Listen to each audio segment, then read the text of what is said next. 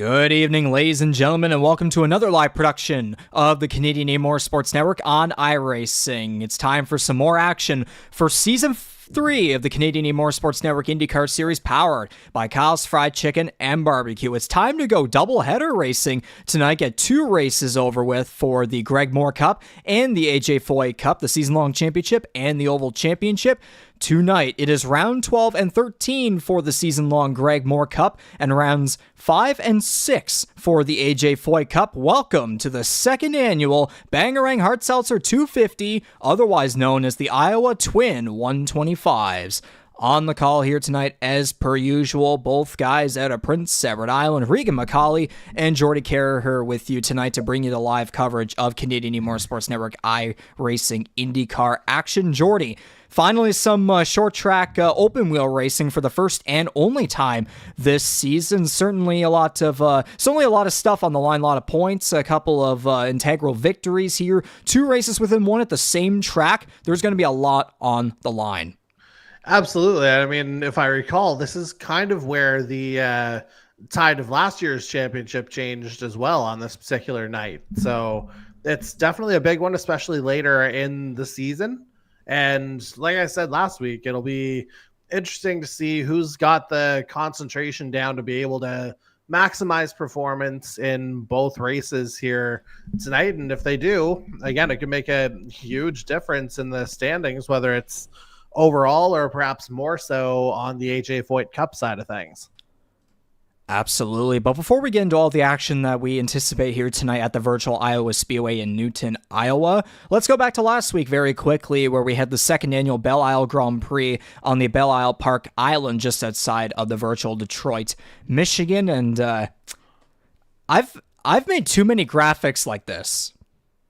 Yeah, I mean, only changing the race logo pretty much, right? Essentially, yeah, the race logo, the name of the race, but yeah, once again, Fishers, Indiana's Bradley Sexton, the number 21 driver for 499 Racing, back in victory lane again for his 7th win of the season. 6-4-7 now when it comes to Mario Andretti Cup races. Of course, that one race he just barely wasn't able to get the job done with and remain undefeated, of course, was won by Charlie Sears back at Mid-Ohio. But man, oh man, was he able to continue that streak once again with again, when we go back to the Belle Isle Grand Prix, the way the race started and how it transitioned the whole way through for Sexton in particular, going back to the post I made, the recap I did late that night, last Tuesday, he won the pole, he hit a barrier on lap 1, he drove over 15 laps in second place with front wing damage, he got repairs eventually, he changed his tire compound, he charged his way up to the front, put a 10-second gap ahead of second place by the checkered flag, and what do you know? In victory lane as if nothing had ever happened. Yeah, I mean, pretty much did all he needed to do just in that second stint alone. And it was something to behold. And, you know, the kind of performance that is nearly coughed there. I wasn't trying to laugh. The performance that, you know, is indicative of the overall season he's had and, you know, a very deserving having clinched the Mario Andretti Cup. Yes, exactly, too. That win was able to officially, mathematically earn him the Mario Andretti Cup, so that's one of 3 championships he could possibly claim here in this season for the Canadian E-Motorsports Network IndyCar Series, powered by Kyle's Fried Chicken and Barbecue. And, you know, it's not just about these storylines with Sexton in particular when we think about last week's Belle Isle Grand Prix. This is how the race started. All fun, all good. Oh, yeah, sure. And then turn 1. I mean, that's you don't really need to know much more than that, I don't think. No, not really. Except there's a lot more. Yeah, this is the only photo that the only screenshot that I got from that first lap alone in that race. Jose Mercado, Jordan Kalenian getting together. Then there were issues with Corbin McCauley, Bryce Fontaine, C.D. Mangrum, William Kern, Bradley Sexton. As I said, he went on to, in that same turn 2 where it was Mangrum and I believe McCauley that both got together in that corner, or turn 3, excuse me, that corner. Sexton hit the barrier there, and yeah, he still went on to win. Of course, in this screenshot, Mercado and Kalenian not not the same treatment. Not at all. No, just a wee bit different. But otherwise, here are the full race results from round 11 to 16 for the third annual Greg Moore Cup on November 19th, 2024, the second annual Belle Isle Grand Prix presented by Kyle's Fried Chicken and Barbecue. Bradley Sexton getting his 7th win of the season. Andy Hertel, Charlie Sears rounding out the podium. And now, at this point, we can say it's all 499 Racing podium because silly season-ish, whatever news, Andy Hertel is now a 499 Racing driver. Yeah, this is like, the year where Lawrence Stroll bought what's now Aston Martin. I guess it was Force India / Racing Point back then, and they just switched drivers mid-season. It almost feels kind of like that. A little bit of Benedict Andy here in terms of switching from 519. But seriously, all the best to him in doing this.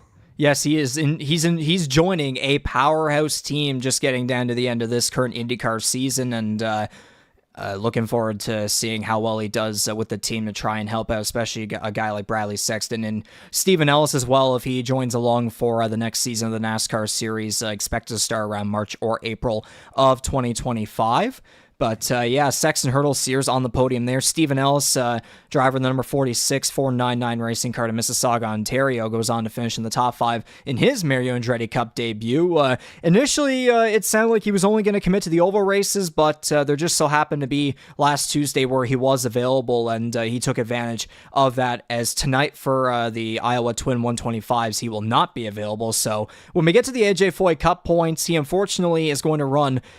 He's going to be out of the running for that title, so still able to come on out and take advantage, try to make a start on the road and street courses and get a top 5. And quite frankly, he qualified 10th and made it up to 3rd on just the first lap, too. Yeah, I mean, equal parts skill, equal parts just dodging parts all over the place. But you know what? He was able to keep his foot in there, kept that stint going really long, it has to be said, which also helped his cause. And yeah, ultimately, it turned out into a P4 for him, which, after all of his chirping about how he was going to perform on that particular track, you know what? I think it's fair to say he at least came close to backing up his words, if not backed them up. And then there's Bradley Sexton. Well, I mean, no one's backing him up. Moving on, Hunter Young with a top 5 finish. He's been on a solid run as of recently. Mark Roulette also took advantage of misfortune towards a bunch of drivers, big names, Jose Mercado, Corbin McCauley, C.D. Mangrum, William Kern, Jordan Kalenian even in there. But the thing is, though, because we only have 14 cars attempt to start the race and attempt to finish, again, attempt, guys like Kyle Knoll, Jordan Kalenian, Mike Marini were still able to come through with top 10 finishes. William Kern in there as well, and the results, of course, from that race led to these Greg Moore Cup points, where Bradley Sexton currently leading the way by 119 points, which, by the way, there was a point where it was plus 60, then it went to 102, and now it's at 119. Yeah, I mean, it just keeps... It's like the Price is Right cliffhanger guy, except he's never going over the cliff because nobody can catch him now. Or no, sorry, I'm thinking of Greg Moore. It just keeps going up and up. So there's still a chance here overall. I just had a bit of a brain fart there. Sorry about that. But, just to make the overall point, it just keeps going. Maybe more like the Energizer Bunny than the Price is Right cliffhanger guy. Bad analogy, but you get the point. I had to talk myself out of that one. Yeah, already used to the fact that Sexton was able to clinch the Mario Andretti Cup. Of course, with the Greg Moore Cup, we still have the 2 races tonight, and then we have Auto Club Laguna Seca and Nashville Super Speedway to wrap it all up. Still 5 races remaining for the overall championship. So again, there could be miracles in place for guys like Sears and Hertel. I'd say, like, right now, mathematically, it's probably just the top 3 that are in the running for the overall championship. Top 6 remains unchanged. McCauley and Ford swap for 7th. A bunch of changes in behind the top 10, where Mercado and Marini still remain above Hunter Young by just a couple of points. Fontaine, Knoll not too far back in there. But again, the top still remains the exact same. And then, of course, the Mario Andretti Cup points got updated. Of course, we won't be needing these points for another couple of weeks, but I thought it was a nice little bit of a detail to put in the trophy there besides Sexton instead of having one, because that certified the championship right there. Mm-hmm. And no, I realize it says after round 11 to 16 that I completely forgot to change that, so we'll completely forget about that. But we're not even using these points tonight anyways. This is the championship, the secondary championship that matters tonight, and this one certainly is not certified yet. No, by no means is it. I mean, what are we looking at? Half a dozen or top 7, really all in triple digits, still very much in the fight here. And really, with 4 oval races, still, plenty of room for movement, it has to be said. Obviously, as you mentioned earlier, tonight it'll hurt Stephen Ellis's chances there in second, but if Will Kern can put together a good night here to hold off Bradley Sexton from the top of the FOYT Cup standings, we might have a showdown on our hands over the next couple of weeks. And obviously don't count out the rest of the guys, especially those who are in triple digits right now. So we've seen that just about anything can happen on ovals. Don't be surprised if it winds up that way again. It was a race or two ago when Sexton was like 7th in the points, like I think 40-something points out of the lead, and now he's 5 away from William Kern. And again, yes, I'll still include Ellis just to make this easier. Mathematically speaking, like the top 7 right now are within only like, I believe, a 27-point bubble. The top 5 are within a 16-point bubble. There's 2 of these races here, oval races here tonight at Iowa Speedway. This tonight, I keep saying it, this might be the most important night overall for this championship. Yes, obviously Auto Club is next Tuesday. We all know how that went last year. Yep. And there's Nashville Super Speedway. So again, even though there are 4 races remaining, we're only just halfway through the AJ FOYT Cup, I would argue that tonight will be the biggest deciding factor towards who goes on to win the championship in mid-December. Well, it's very hard to argue that point. Again, the fact that we're doing the double here tonight, like I said off the top, it'll be a matter of seeing who's kind of locked in, who's able to concentrate right from the get-go and go through both of the races first of all, because obviously, that reset will include some changing conditions from day to night as well, which we'll get into in a little bit. But, yeah, like you said, there's a whole lot to play for here tonight, and I'm excited to see who's going to step up when it matters.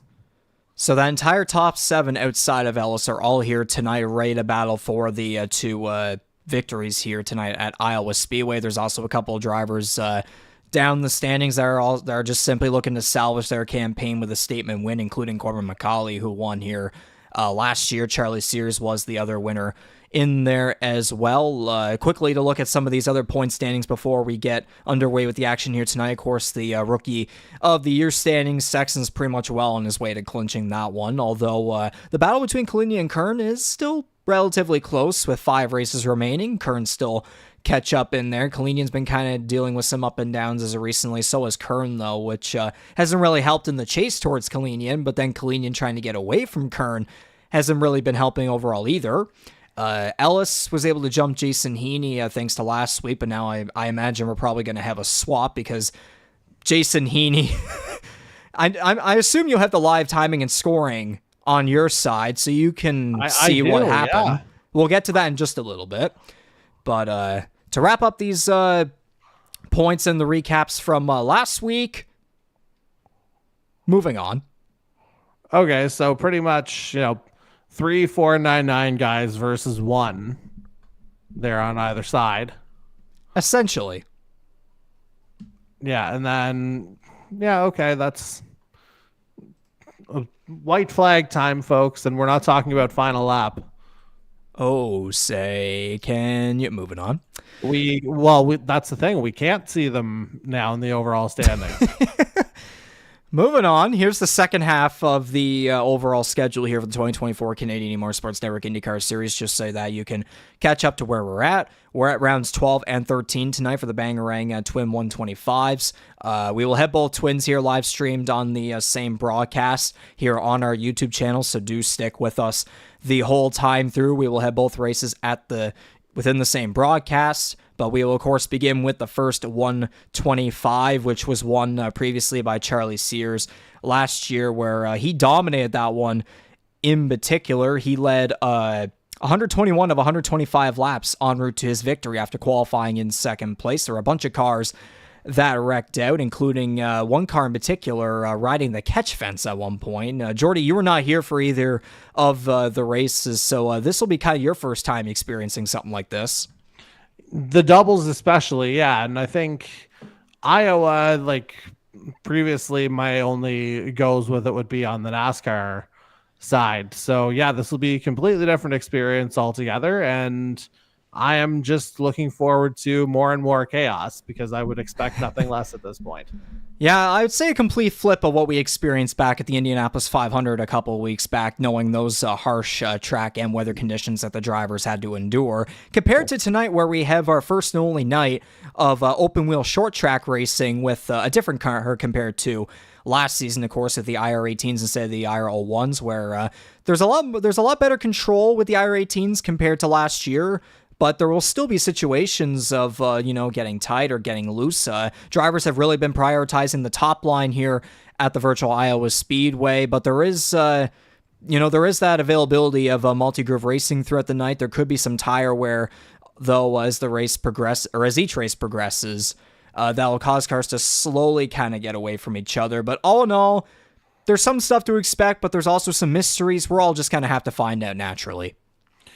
Yeah, and I mean, no sense in wasting a whole lot more time on that front because, I mean, these laps, as we've seen in qualifying, they're going to take away pretty quickly. And once we get into more of the race stats, we'll kind of see how things play out overall. But the expectations are relatively clear, except, things still have to happen on the track. Indeed. So with all that being said, I am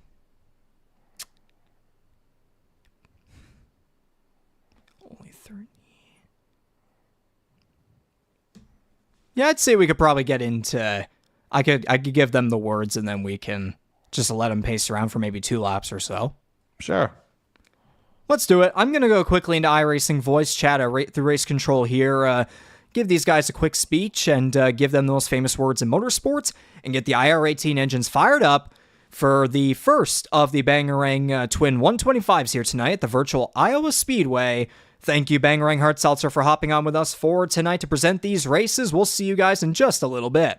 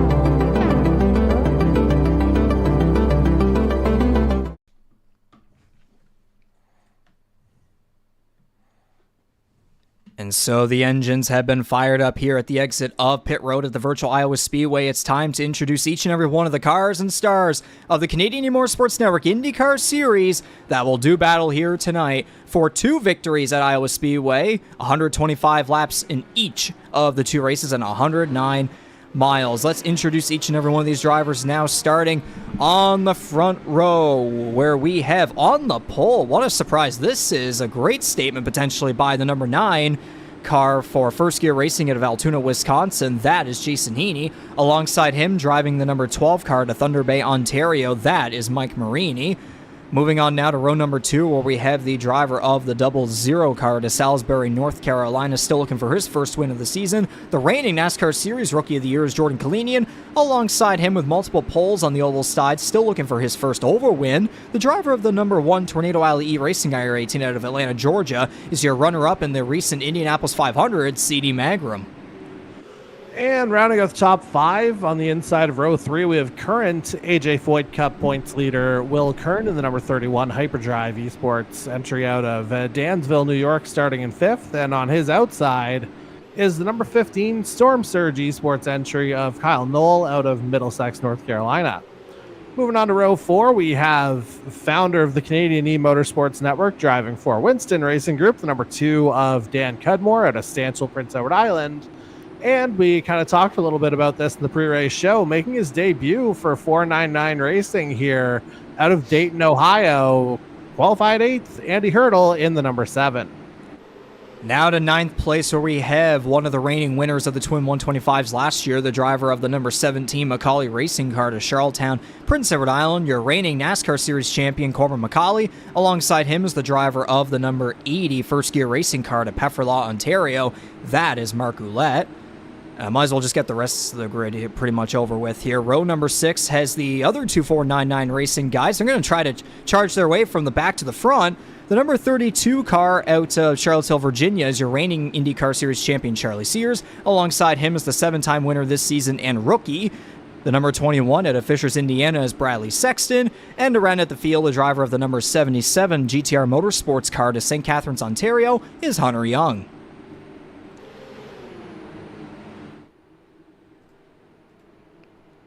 Well, just a little over 1 lap to get that one in. Not bad, sir.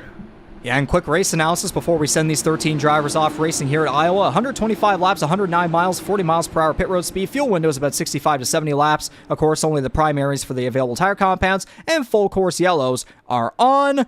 Ladies and gentlemen, let's go racing for the first time here tonight. Twin 125, number 1, presented by Bangarang Hard Seltzer, is underway. Yeah, a pretty even getaway on both sides here, it has to be said. It looks like the inside line is going a little bit better here so far, so Heaney's able to retain the early lead.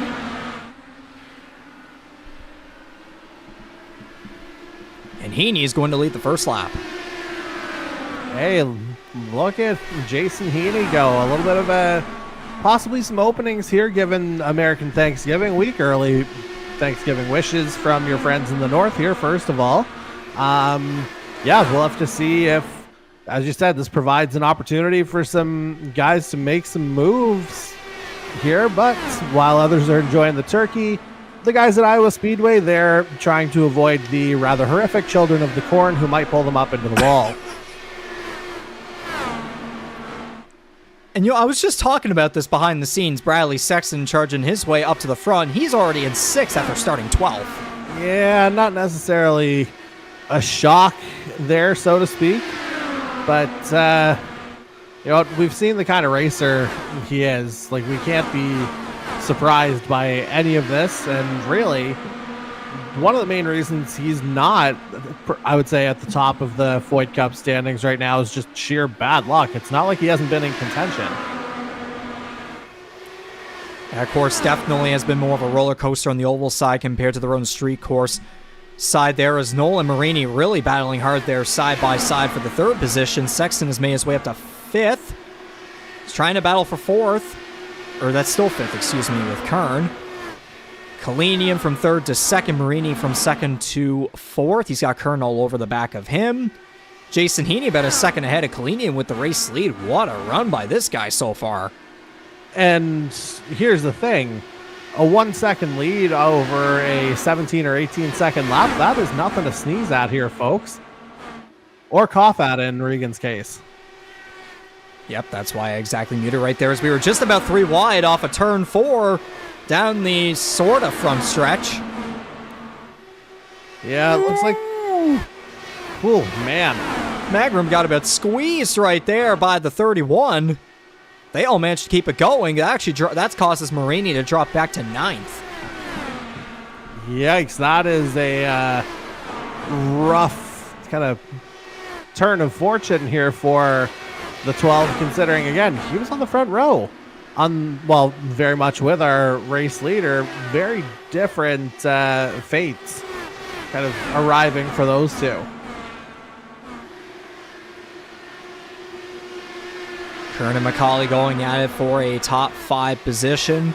Again, one of the winners from last year's Twin 125s here at Iowa Speedway. Relatively single file now throughout the field. Mangrum 7th, Hertel's 8th, Daniel Cudmore just hanging in the top 10. Marini has fallen back all the way to 10th. Ouellette's 11th, Young is 12th. Charlie Sears all the way back in 13th. Just, obviously didn't get the same launch that his teammate did from the same row. I wonder, would he have gotten caught up in something earlier that would have caused him to be so far back? Because, 11 and a half seconds back, he's not far off from being lapped, potentially. McCauley really dove it in there on the inside and about blocked Kern, but then the crossover happened, the 31 now right back past the 17. Now coming to lap 14, Jason Heaney continues to lead the way with Kalenian just under a second back. Knoll from 6th to 3rd. Sexton's made his way all the way up to 4th.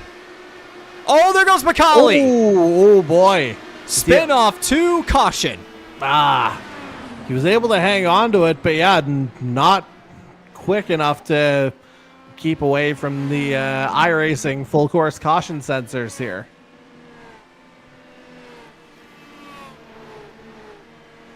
Under the yellow flag for the first time here tonight in the first Bangarang Twin 125, lap 15 of 125. Just a quick spin off of 2, was able to get a loop right back around, pretty much a full 360 by the looks of it. Yeah, like I said, one of the children of the corn just kind of grabs Corbin McCauley here out of this corner. Thanksgiving be damned. Usually it's all about the turkey, but yeah, the corn people just getting the 17.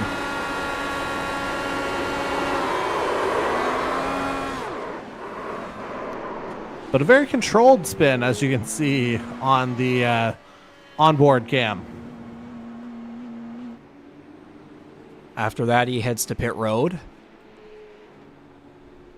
And what I was going to say, too, with these kind of cars as well, I did mention earlier in the pre-race show that obviously despite what just happened there, these cars are still a hell of a lot easier to control compared to the Dallara IRO ones from last season when we had the Dart Series instead of IndyCar. But these cars can get tight or loose at any single point either way. It doesn't matter. It could catch you off guard at any time. That's the only other little consequence there is. As much as these cars are easier to control, they can still give you a quick consequence out of nowhere. Well, we just saw it, obviously. And, again, the fact that McCauley was able to save it, that's great fortune, not just him, but for us, not to, the fact that, we still have our full field tonight rather than having it, get sliced quickly. But now we'll have to see how Jason Heaney responds on this restart as we make our way back up to the head of the field. Maybe a little more pressure there with Jordan Kalenian to his side and Bradley Sexton always lurking. Then Kyle Knoll with a solid run thus far here, currently in 3rd place, jumped up from a 6th place qualifying position. He certainly would want to have a better outcome compared to last year's first Twin 125, as he and Jason Butler got together down the backstretch about halfway through the race, and it caused Knoll to get up in the air and ride the catch fence from the backstretch to turn 3 and land upside down. So certainly he would want to keep up where he is right now and try to go for a potential victory. Yeah, no kidding. And I mean, it's still very early on in the first of the twins here tonight, so still a lot of racing still to come, and just a matter of, for our guys here, just keeping their heads in it and just turning in lap after lap, getting that consistency under them again. Although, as I said that, yeah, McCauley and Sears both went to pit road under that caution period. Everybody else stayed out. Not sure what's going on with the 32. Could that be the end of his night, potentially? End of part 1 of his night? Yeah, he's got the question mark. Because I'm choosing to ignore what our friend Nick Eby is saying in the chat, because if he was in fact doing that, and that in fact would not be allowed. Yeah, that's a thing within the Canadian E-Motorsports Network. You are not allowed to race with a controller. You must have a clear sim racing system like a steering wheel and such, and pedals and everything. With all that being said, back to green, Jason Heaney pioneering the field. Yeah, and Heaney's on a heater here, and it looks like he's able to get right up toward those barriers without too much issue here so far. So, things looking pretty good here for the number 9 in the early going, and not too phased by the competition on the restart. Just got the confirmation from Charlie himself in our YouTube chat. He said he doesn't feel safe out there, was fine at speed, but struggling to slow down. He didn't want to ruin anyone else's race, so certainly unfortunate to see. I'm not sure if that means he'll be out for just this race or he'll be out for the entire night. If it was the entire night, that would be catastrophic in his chase for the AJ FOYT Cup. Well, AJ FOYT and Greg Moore effectively as well. Indeed. But, yeah, we'll have to keep an eye on that development over the course of the evening. McCauley immediately jumped out on the restart there from 12th to 10th, getting ahead of Hunter Young and Mark Ouellette, as right now we may potentially have a battle brewing here for the lead between Jason Heaney and Jordan Kalenian, both drivers looking for their first win of the season. And so far through the AJ FOYT Cup, we've had a different winner in every single race. Andy Hertel, William Kern, Stephen Ellis, and Bradley Sexton. If we were to get 2 more different winners in tonight's races, man, oh man, those storylines would be quite wild. Well, just the irony of it being just the polar opposite of how the Andretti Cup's been going, quite honestly, is a story in and of itself. Yeah, Sexton winning 6, Sears winning 1, and of course only 1 race remaining for anybody else to try and get on that winners list with the 2499 Racing guys, as McCauley trying to get ahead of Marini for 9th, and he is eventually able to. The top 2 are starting to separate themselves away from the rest of the field just a little bit. Noel has maintained his 3rd place position as Sexton and Kern.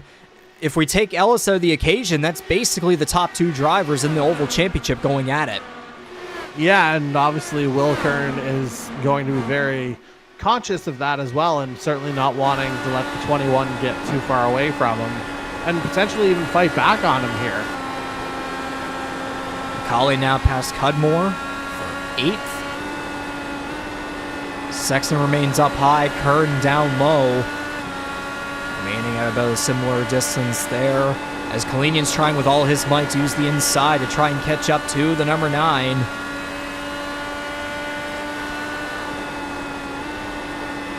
Yeah, just good gap control here from Heaney, although, as you mentioned earlier, maybe a little more risk running that higher line, but it's proving to be effective for him so far.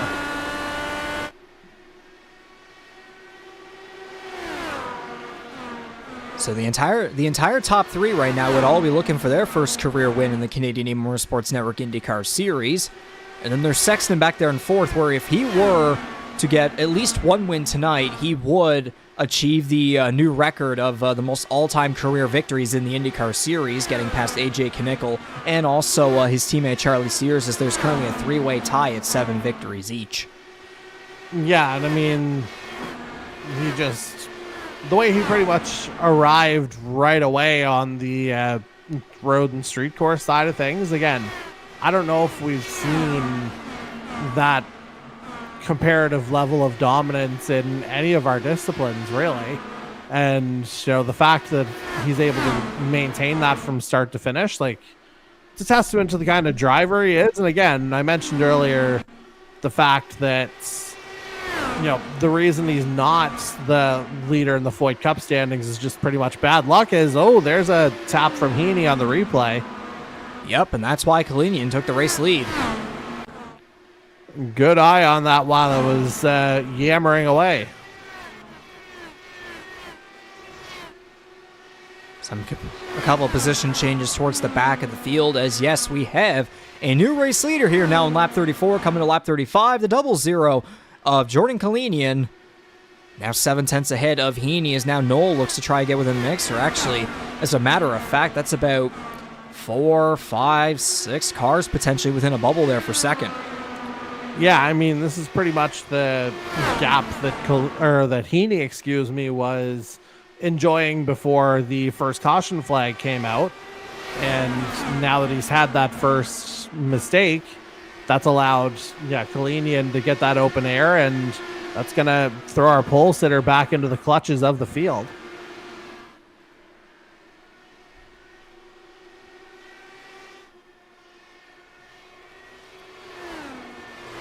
Heaney got tight there once again up the racetrack. That's going to help Noel get down to the inside to go for the runner-up position.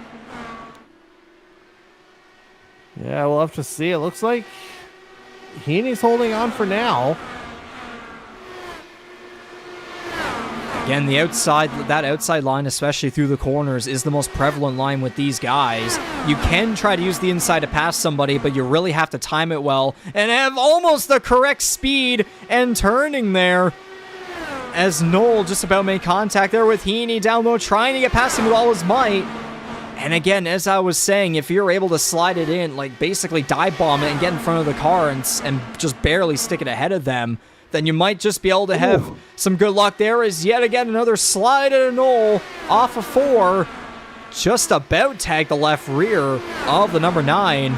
But Heaney stays ahead, as now they're battling here for the 4th position, and because of everything that's happening for second, look at all these guys starting to kind of pack up with each other as Kalenian gets away, now a second and a half ahead of Heaney.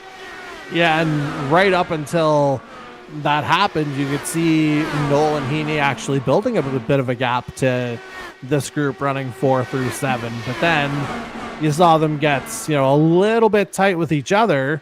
That gave Heaney briefly a bit of breathing room, and briefly allowed for an opportunity for that chase group to very much get back into the mix here. Oh, Kern just about blocked Mangrum down low. Through 3 and 4, they remain side by side. And he hurdles right in behind them, waiting to pounce if something happens between either of those guys, or even something happens to his new teammate Bradley Sexton up ahead. Yeah, sort of a quiet 4.99 debut for Andy Hertel so far, but he's a guy that's in NASCAR I may have chirped him for being maybe a little too patient sometimes. This might be a good example of where this is actually a positive trait for him, because you can kind of see how things are unfolding ahead of him, and he's the kind of guy that's going to always have one of the safer pair of hands in the field. So nothing's really going to bother him if guys are darting in and out ahead. It's just a matter of him keeping that bald head nice and cool. Multiple battles throughout the field here. Heaney and Noel still going at it for second. Young and Cudmore back in 9th are duking it out. Noel is trying with all his might to still use the inside to get past Heaney. But man, after that wall hit he had when he got tight off of turn 2, that number 9 has been staying up in that position, doing a hell of a job. Yeah, it might have been just a momentary lapse in concentration that would have been all that cost Heaney the lead, because, you know, he's still doing a pretty stout job here overall, it has to be said.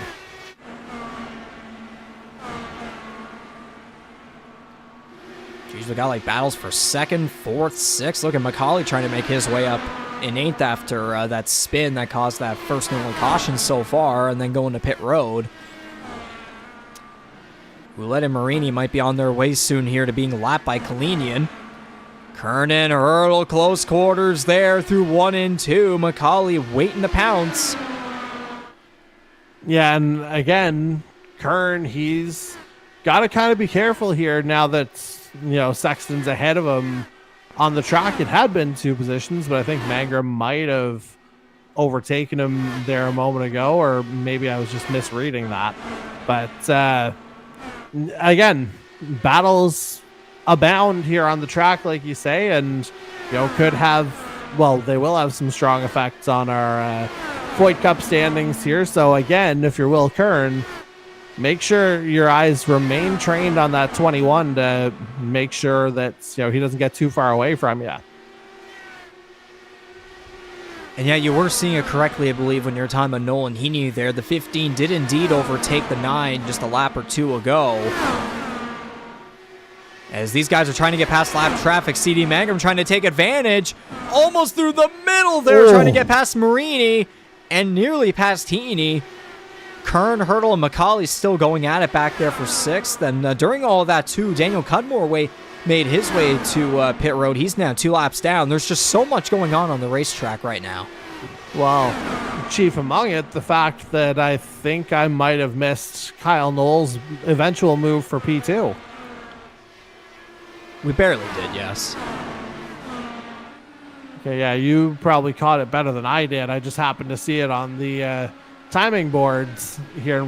Wait a minute, that looks a little different, as Mangrum has made the move on Heaney now as well. Not fully just yet. Still on the inside. Heaney will have the advantage on the high side exit-wise. But Mangrum does get fully ahead of him. That number 1 Nordic Aluminum IR18 gets ahead of the First Gear Racing driver now on lap 56. I thought it was going to update to 57, but I guess it was pretty quick there. Anyways. Well, yeah, again, when the laps are 17.5 to 18 seconds on average, like, they'll move pretty quickly, just as we're moving pretty quickly toward what we would project to be the 1 fuel window here tonight, which was around the 65 lap mark, 65 to 70 if I'm not mistaken. Yeah, 65 to 70 laps-ish is when drivers will start to peel down. If I'm still in the room. Sorry? Which I'm not.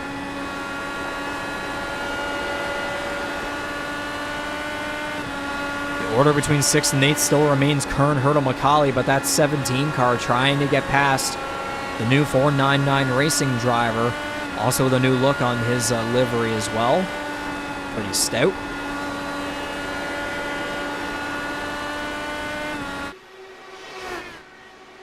All right, I think I'm back now, am I? You've been here the whole time. I dropped for a sec. Oh, McCauley just about got squeezed there by Hertel into the wall. Yikes. Yep. I mean, earlier I said that, you know, smaller field might allow for more cars to kind of spread out and work a little bit. No substitute for, you know, being in the heat of the moment racing still.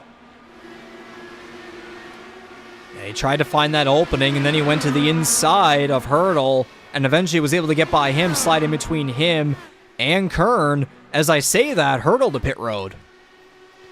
Okay, perhaps that was kind of what I was getting into in terms of, you know, my analysis of kind of right now being where we would expect that pit window or fuel window, I guess, to be. As Hertel, it looks like he's going to cut it straight in half here,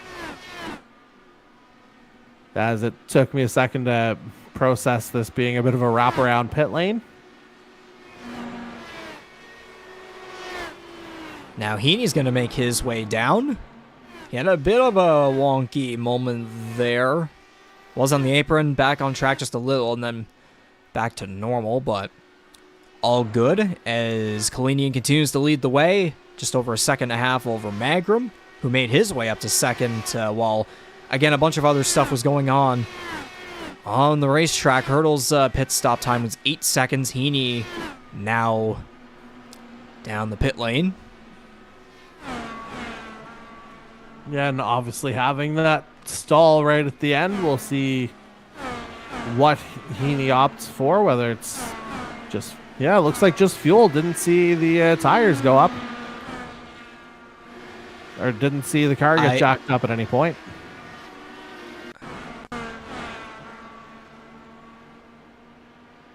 Nope, it went up. Okay, maybe it's just the potato vision again. Yeah, if it was only fuel, it'd probably just be about half the pit stop time, which on average with these guys is about 8 to 8.5 seconds. The race leader, Kalenian, to pit road now on lap 67, or again to 68, as CD Mangrum is going to take the lead. Yeah, 68, this is, I'd imagine we'll see the majority of the field over the next couple laps here. If you remember, we did have that early caution, which could have extended the fuel window by maybe a lap or two, but even this is getting toward the high end of what expectations would have been. Kalenian makes his way. Oh, he had a bit of a loose exit there, but he's able to keep it going. Yeah, that was nearly a surprise attack again from one of those Kern children. Now the 31 to pit road. Indeed so, and yeah, his chief rival as of right now, again, accounting for Stephen Ellis's absence, Bradley Sexton still out there on track. Yeah, Mangrum, Sexton still have yet to make their way to pit road. Again, McCauley did come down, so I wonder if that caution might have maybe done something to the strategy, maybe in a good way. Not sure about that, but again, we'll have to see how this all plays out. Young and Ouellette still have yet to come down, or actually, as I say that, the 80 looks like he's going to slow down, make his way to pit road. Yep. His left front is gone. The wing. Okay, yeah, that's not ideal. That would do it. Yes, that is the culprit. Yeah, not ideal here to say the very least. Just a little tap, that's all you need. So he's going to have to get repair. He's going to have to repair that damage, plus go for the fuel and tires as well. So that might put him in a potentially unfortunate situation here compared to the rest of these guys, as Sexton and McCauley are duking it out for, well, as I say, that 21 dips down anyways. Yeah, and 50 laps to go. Again, that's probably the max for what that could have, held out for fuel-wise here, coming in after 75. So a couple more cars making their pit stops, including CD Mangrum. Sexton making his stop right now. And after all of that, McCauley's in the lead. Well, that's the early pit stop coming back to help the 17, but you have to expect probably within the next 10 to 15 that the 17 would be in, just sheerly based on the fuel mileage.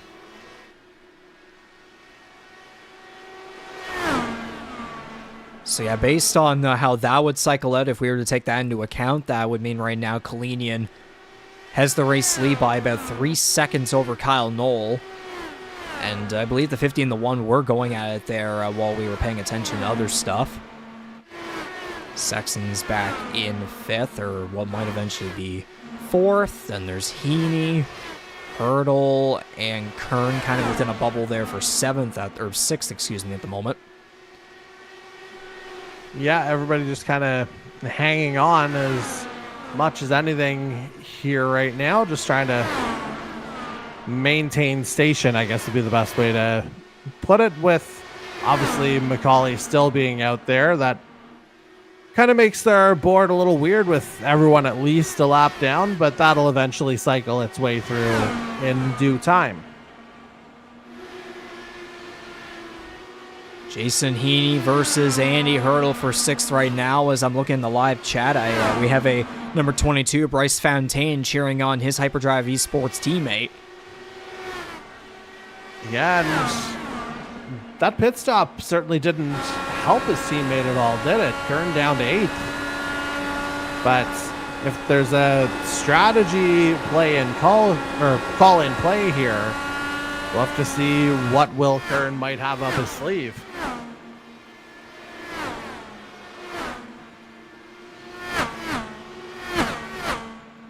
Jeez, did he ever get to that wall so close? Well, that's the thing. Again, these guys, they maximize every last inch of track that they can in order to find the speed wherever they possibly can. So not necessarily a surprise to see, guys trying to make the most of those super high lines here in order to kind of maximize their exits and keep that speed up. And with Hertel really going, oh, he turned Kern! Oh, boy. That surely is going to be a caution here, is it? Yeah, there it is. Yep! Oh, no! Oh! Yikes. No, even more cars are getting into it. Man, oh, man. Yeah, that is the absolute last thing, half of the field needed. Yeah, I'm just, well, maybe if I click live on the YouTube broadcast, that would actually give me where I wanted to go. Oh yeah, there's the turn. It went from a turn to a parking lot. Oh. Now we'll have to see if, trying to see if that was net code or whether there was actually contact there.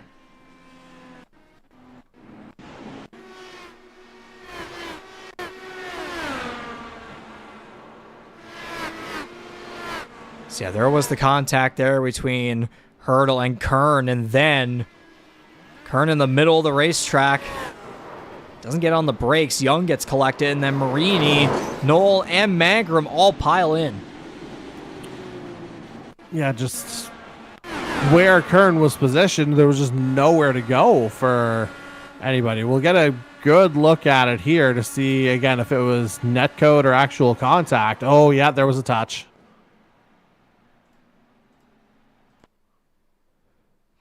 But again, if we go back to it, it looks like Kern, I don't see much movement at a Hertel. I think the 31 might have come down. We'll just have to get another look here.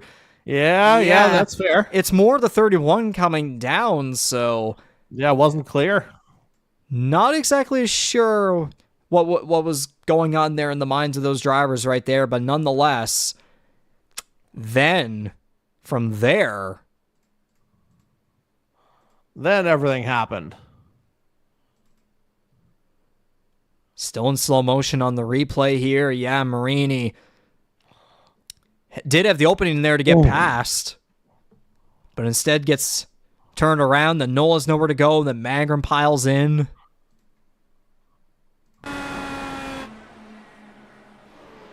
Yeah, there's just no winning here.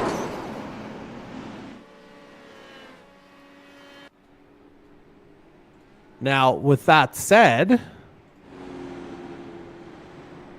yeah, McCauley did come in. That's what I just had to make sure of. But obviously, McCauley was out of sequence with everybody in terms of his pit strategy having come in earlier on that first caution. This gives him a chance to kind of level the playing field here with everybody else. It's going to give Jordan Kalenian the lead back. But, Corbin McCauley... This late run here, 37, 38 laps we're looking at. If he slaps a fresh set of tires on at this point and, probably half a tank of fuel, maybe 2/3, he is, in a bit of a decent spot here. And on P5 on the restart, he could be dangerous here to the rest of the field. I would not be surprised if he's able to hang on. I wouldn't be surprised if he's a contender at the very end of this 125. And again, looking through all these stints, like Kalenian, like there were a couple of guys, Sexton, Heaney, Hertel, McCauley, no, that's not a couple, Cudmore, Ouellette, all just recently pitted under this current caution period. Kalenian did not. Young in his pit box after what just happened there. So is Marini. Mangrum is officially out of the race. So is Kern. That's very notable. So there are some notable drivers up there going for the AJ FOYT Cup that at least one of the two races tonight is going to be catastrophic points-wise. But again, there is another opportunity.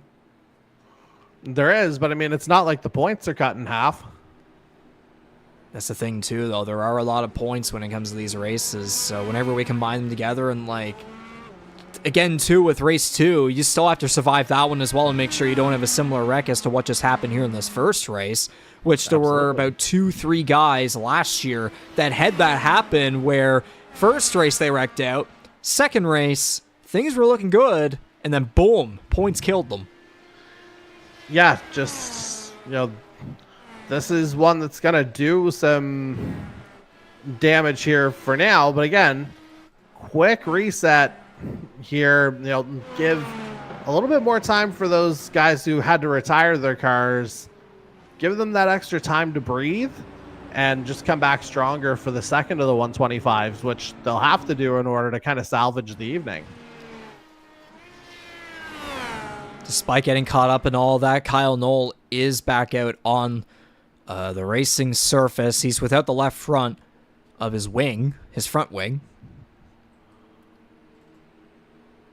Interesting. Well, I mean, at this point, may as well try and go for it, considering, our field's been cut in half from where it started.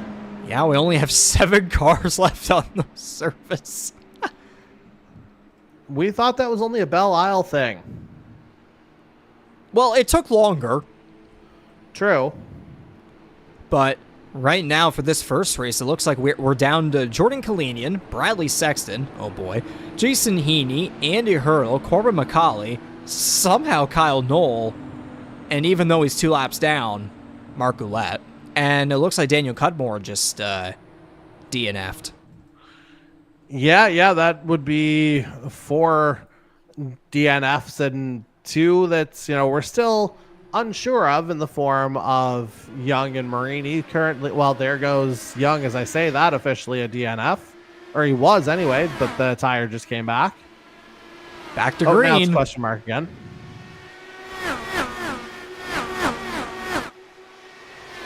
All right, 34 laps, including this one. Who's going to survive as much as anything else?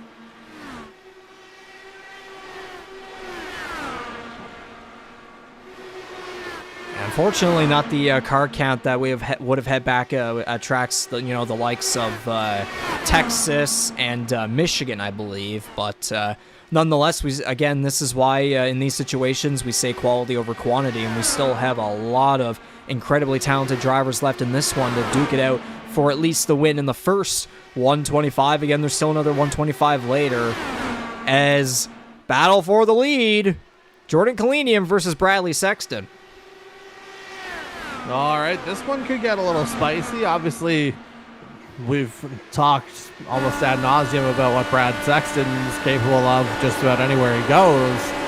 We'll have to see how Jordan Kalenian's able to handle the pressure here. We know he's very adept at it on the NASCAR side of things, but IndyCar, reactions are a little bit quicker.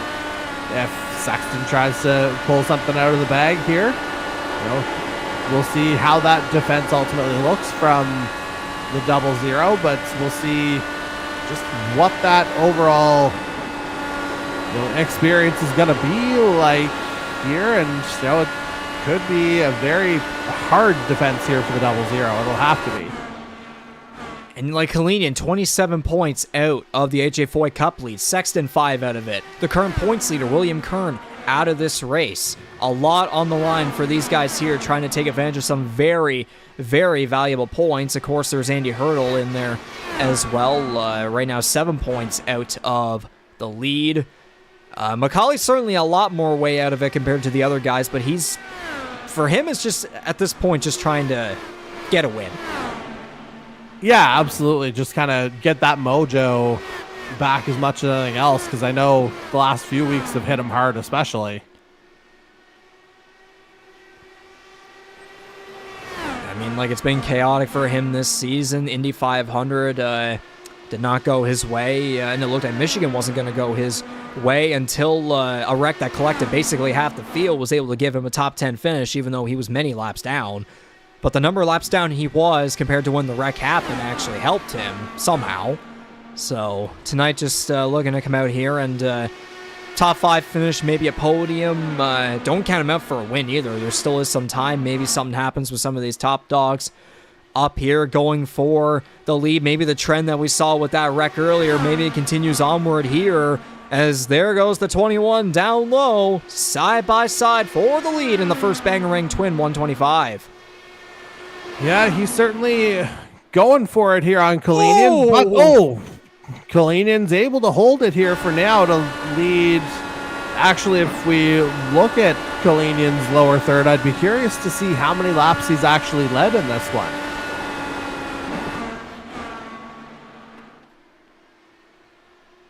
He'll be 53 here.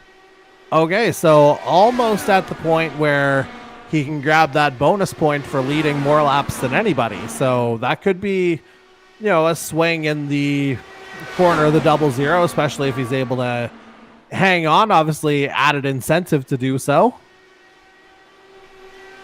Meanwhile, Sexton's only led 1 lap thus far. I believe that was back during that green flag pit window.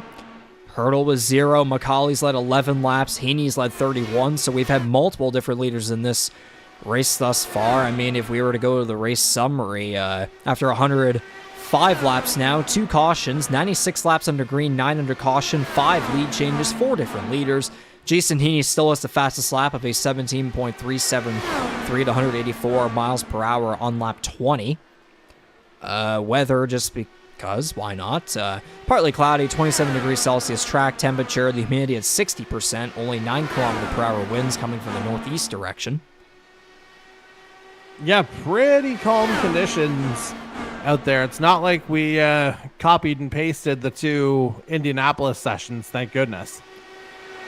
Yeah, hopefully we don't have any of those ever again, but then I'm also thinking too, like, this is the first, being the first race, this is the first time tonight these guys are out on the track. So when it comes to the second race, we're going to see a lot of these guys start to show how much they've adapted to this track.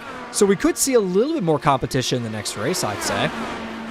You'd have to think so. That would be the expectation anyway. And yeah, I think guys will have kind of different ideas on how they want to approach things, with the starting conditions being a little bit different than what they would have been in the day session. Oh, Sexton tried to find an opening up high, but the 00 blocks him. He remains in the middle, Sexton up high. And while all that's happening, look at this. Andy Hertel looking to join the battle here. Make it 2-4-9-9 Racing guys up against Kalenian. But then would you look at this? A familiar guy to Kalenian from the recent NASCAR season. Corbin Macaulay looking to join the mix.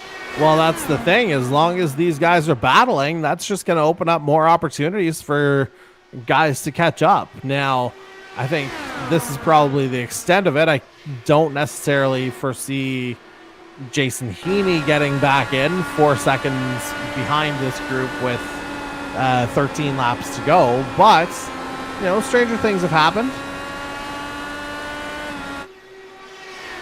I was going to say about Heaney, with these 4 guys right here, just about in a pack going at it for the win, coming to 12 laps to go.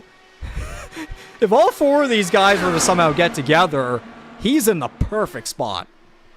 Well, he's also literally the only other car that's on the lead lap, so there's also that. Yeah, Ouellette's 2 laps down, Knowles 2 laps down, Marini eventually back out onto the track. He's 16 laps down, so it's going to be a 4-car battle here for the win in the Bangarang Twin 125 number 1. Kalenian just about kind of a gap between him and the 21. Meanwhile, these three guys, Hey, man, I think, well, this is going to be a battle right down to the line, I would have to think. Yeah, you got two guys looking for their first win this season. One looking for his first career win. Another looking to go back-to-back in the AJ FOYT Cup and also claim his 8th overall win this season. Hertel looking for his 2nd. Yeah, just a matter of hard but clean is the motive for this particular quartet as they try to wrap up these final 9 laps. Yeah, Macaulay's looking on the inside. Yeah, Hertel was looking underneath Sexton. Macaulay looking underneath Hertel. We saw a couple laps ago there, the 17 was really struggling trying to pass people on the inside, really sliding up the track and having to slow down. Not as much trouble there on that last lap. It's all over the place. Like, Hertel's getting underneath Sexton. Macaulay's getting underneath Hertel. 7 laps to go. Kalenian, you could argue with these three guys going at it, is maybe in the safest spot. I mean, safest spot's always going to be with, clear air and not a whole lot of traffic in front of you. So absolutely, that is the analysis that would make sense here, although none of these three guys seem particularly keen to let Kalenian get away, beginning with Macaulay again trying to leverage that inside line. He is staying up with them, just cannot get past either one of them. And yet, as you were saying, those three guys going at it are pretty much letting Kalenian get away. Coming to 4 laps to go. Like, again, you got 3 cars behind you, all that pressure. But again, it's, as you said, it just seems like none of them are really keen on getting there for the win. What a block that was by Hertel. Oh, man. I wonder if, maybe we're seeing a little bit of a new edge out of Hertel in the 499 colors. Trying to make a good first impression.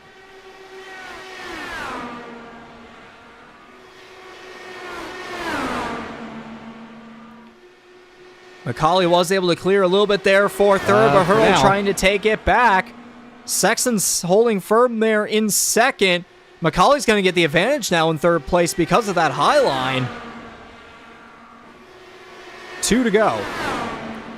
Yeah, advantage now, but I don't know if he's got enough time to make, the kind of impact that he wants because, again, Jordan Kalenian, not necessarily cruise control, even though he's just seen the white flag. But, feeling pretty good about things right now, it has to be said. Through turns 3 and 4 for one final time. Battling in behind him, it's not going to be enough to get to the 0-0. Jordan Kalenian, first career win in the Canadian E-Motorsports Network Indycar Series. It comes at the virtual Iowa Speedway. What a drive. And man, oh man, you can't really say defensive effort in a way because those 3 guys were duking it out in behind him. 3 cars, lots of pressure, but also kind of not. Yeah, I mean, Kalenian would have had to keep his head in it as well, to say the very least, because, I mean, he knew that they were hunting him down, but like I said earlier, once they got into battle with each other, that was always going to make it a little bit easier for a guy like Jordan Kalenian, particularly with his overall racing experience. Like, he knows how to close races here. That's not really a secret if you happen to watch the NASCAR series. But yeah, just a matter of him getting it done here in the open wheel. It felt like it was going to happen at some point this year. And, this is where kind of the hammer drops for the 0-0. So congratulations on breaking the goose egg.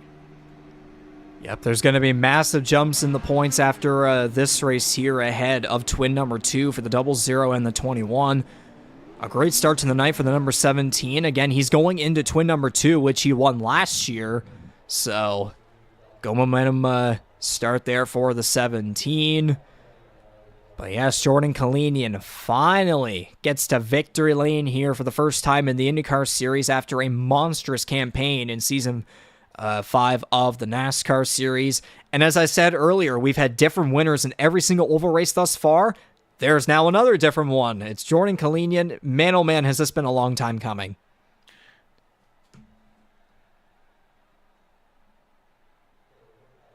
Are you talking to him now? I am not, but I'm about to. Okay, I wasn't sure if that was the transition to that or what was going on. But yeah, I'll come up with something quick for you. Indeed.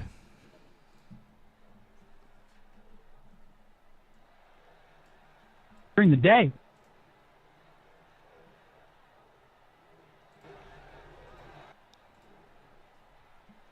Jordan Kalenian, this is Regan up in the broadcast booth. You got a copy? I got you, Regan. Can you hear me? I can hear you loud and clear. Man, oh man, has it ever been a long time since I've been speaking to you here after a race for the Canadian E-Motorsports Network all those months ago for the NASCAR Series. Now for the IndyCar Series, finally, on the open wheel side, you get your first career victory here in the first of the Bangarang Twin 125s at Iowa Speedway. What a drive it was by you tonight. I think it's probably about 60-plus laps or so that you led here, about almost half the race here tonight to start off the night. Of course, just twin number one, but really the biggest thing about tonight with you was that you were able to keep yourself ahead of 3 cars right there that were right in there behind you, ready to duke it out for the win. Lots of pressure on you, but at the same time, as Jory was saying with me, it just seemed like they weren't really so keen on trying to get to you. Rather, they were just kind of battling on their own. So to be able to hang on over them with all that pressure behind you, you were on your way to your first career win. How does it feel to finally get the monkey off your back? Feels great. Started off the season really strong, I felt like, and then this last middle portion of the season just kind of fell off a cliff. And it feels really good to gain some confidence and come back and get a win. Indeed. So just talk about the dynamic of the race overall here. Of course, we're using IR18s compared to the O1s last year. I know this is just your first time here with us, but to experience what these cars were like here at the virtual Iowa Speedway, just talk about what the racing product was like overall and, to pick up this momentum going into twin number 2. Like, what was it like going out with all these guys, like the multi-groove racing, most drivers really using the Highline in particular, but just talk about it overall. Yeah, the racing's much different than what I'm used to with the NASCAR stuff here. The aero blocking and everything is just a whole lot stronger than with the NASCAR stuff. So being able to just stay in front of a lot of the guys and just stay out of the wake that the cars cause, which gets you really tight, just really big deal here. Being able to stay in the first 2 to 3 cars for most of the race really helped with that. And just kind of maintaining my track position let me be able to get to the win. And there was also that move earlier on in the race when Jason Heaney got into the wall and you passed him for the lead. The race really did turn when you made that move on him and you were able to settle in and go on to get your first career win in the IndyCar Series. Just talk about how you were able to settle in after that happened there in front of you and you were able to get by him. Yeah, definitely. At that point, luckily, me and Jason had a pretty good gap to the cars behind us. So once he got into the wall, he was able to, I think it was Kyle that was in third at that point. They got battling, and it let me be able to just kind of hang out front and save my tires and just get used to the track and what it was changing. And so now with twin number 1 out of the way, you have a second chance here to go for a win here at the virtual Iowa Speedway in Bangarang Twin 125. Number 2, now with this win and that you have fully adapted here to the track overall in the Dollar IR18, how do you look to carry this momentum into the second race, and what's it going to take to be able to beat all these guys once again and go back-to-back and sweep the Bangarang Twin 125s? I'm really not sure what the track's going to do in its daytime. I'm kind of expecting the setup to just kind of be a little bit more all over the place, swinging tight to loose throughout the runs, just staying on top of the weight jacker and keeping the setup kind of balanced to be able to stay in traffic or lead even. It's going to be pretty important for the next race. For sure. We cannot wait to see how that all plays out, and hopefully we'll be able to be talking to you later once again. But since this obviously is your first time in a long time talking to us here after a Canadian E-Motorsports Network race, now finally you have the time to shout out some people and thank some folks for being able to come on out here and get the job done this Tuesday night. It's been a while. Who would you like to thank? Yeah, just want to thank the series and all the sponsors for setting this up and letting us do this every Tuesday night. It's been fun. It certainly is a pleasure. That was the 00 Jordan Kalenian out of Salisbury, North Carolina, getting the win in the first of the two Bangarang Twin 125s here at Iowa Speedway. Jordan, once again, congratulations on your first career win in the IndyCar Series, and best of luck in Twin number 2.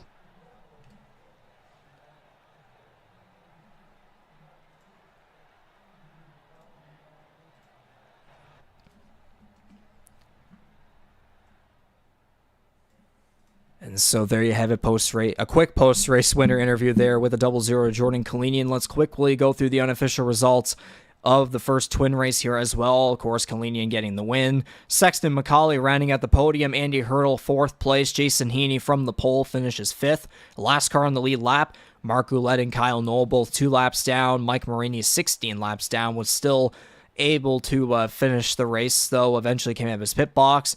And then there were all the DNFs. Daniel Cudmore 9th, CD Mangrum finished 10th. It says 11th, but do ignore that. Again, we have an issue with the ticker sometimes here, of course. And then Hunter Young, William Kern, and Charlie Sears are rounding at the field for the rest of the DNFs. Of course, that big wreck certainly was catastrophic for some of the top drivers in the AJ FOYT Cup points, and certainly for someone like Charlie Sears, 2nd in the season-long points, the Greg Moore Cup Championship points.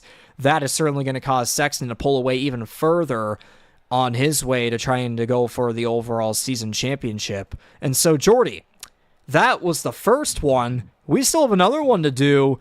How do you think the dynamic's going to play out going to the second race, especially with most of these guys, assuming that most of them are going to continue racing with us in Twin 125 number 2? You know, they all adapted to the track. Now they get a second chance. What are you expecting? I don't know if I'd expect it to be much more cautious. I think the fact that guys have that familiarity with the track is going to be helpful. As it's funny, Corbin just mentioned that he's got our standings updated. As a matter of fact, I was doing that in the background while you were talking to Jordan, so I've got an idea of how things have changed already. I just have to find the actual link for it, but I can tell you that after everything that happened with Will Kern, Charlie Sears, Bradley Sexton is now your new FOYT Cup leader, and he's got a fairly sizable gap, but just as quickly as it changed in Twin 1, Twin 2 could bring it right back to where we were before. So absolutely nothing is guaranteed here. And especially with that battle we got there at the end, Kalenian versus Sexton versus McCauley versus Hertel. In this second race, if we're able to get most of these guys still racing with us towards the end, and knowing how they've adapted to the Iowa Speedway here, maybe we could see 5, 6, 7 cars going for the win at the end. We cannot wait to see what's to come in Bangarang Twin 125 number 2, which we will get to in just a little bit. So we're going to go on a quick break here, let all the drivers transition into the second iRacing transition for the second race, and we'll set ourselves up to a quick pre-race show, and again to qualifying and racing for Bangarang Twin 125 number 2. So stick with us, still here on the same broadcast, same YouTube live stream. We will have race number 2 in just a little bit, so stay tuned. But to wrap it up, at least for race 1 before we get into this quick break, congratulations to the 00 of Jordan Kalenian out of Salisbury, North Carolina, back in the Canadian E-Motorsports Network victory lane for the first time since the last NASCAR season. Congratulations to him on his first career victory in the IndyCar Series. We will see in just a little bit if he's able to go back-to-back and sweep the Bangarang 125s. Stay tuned.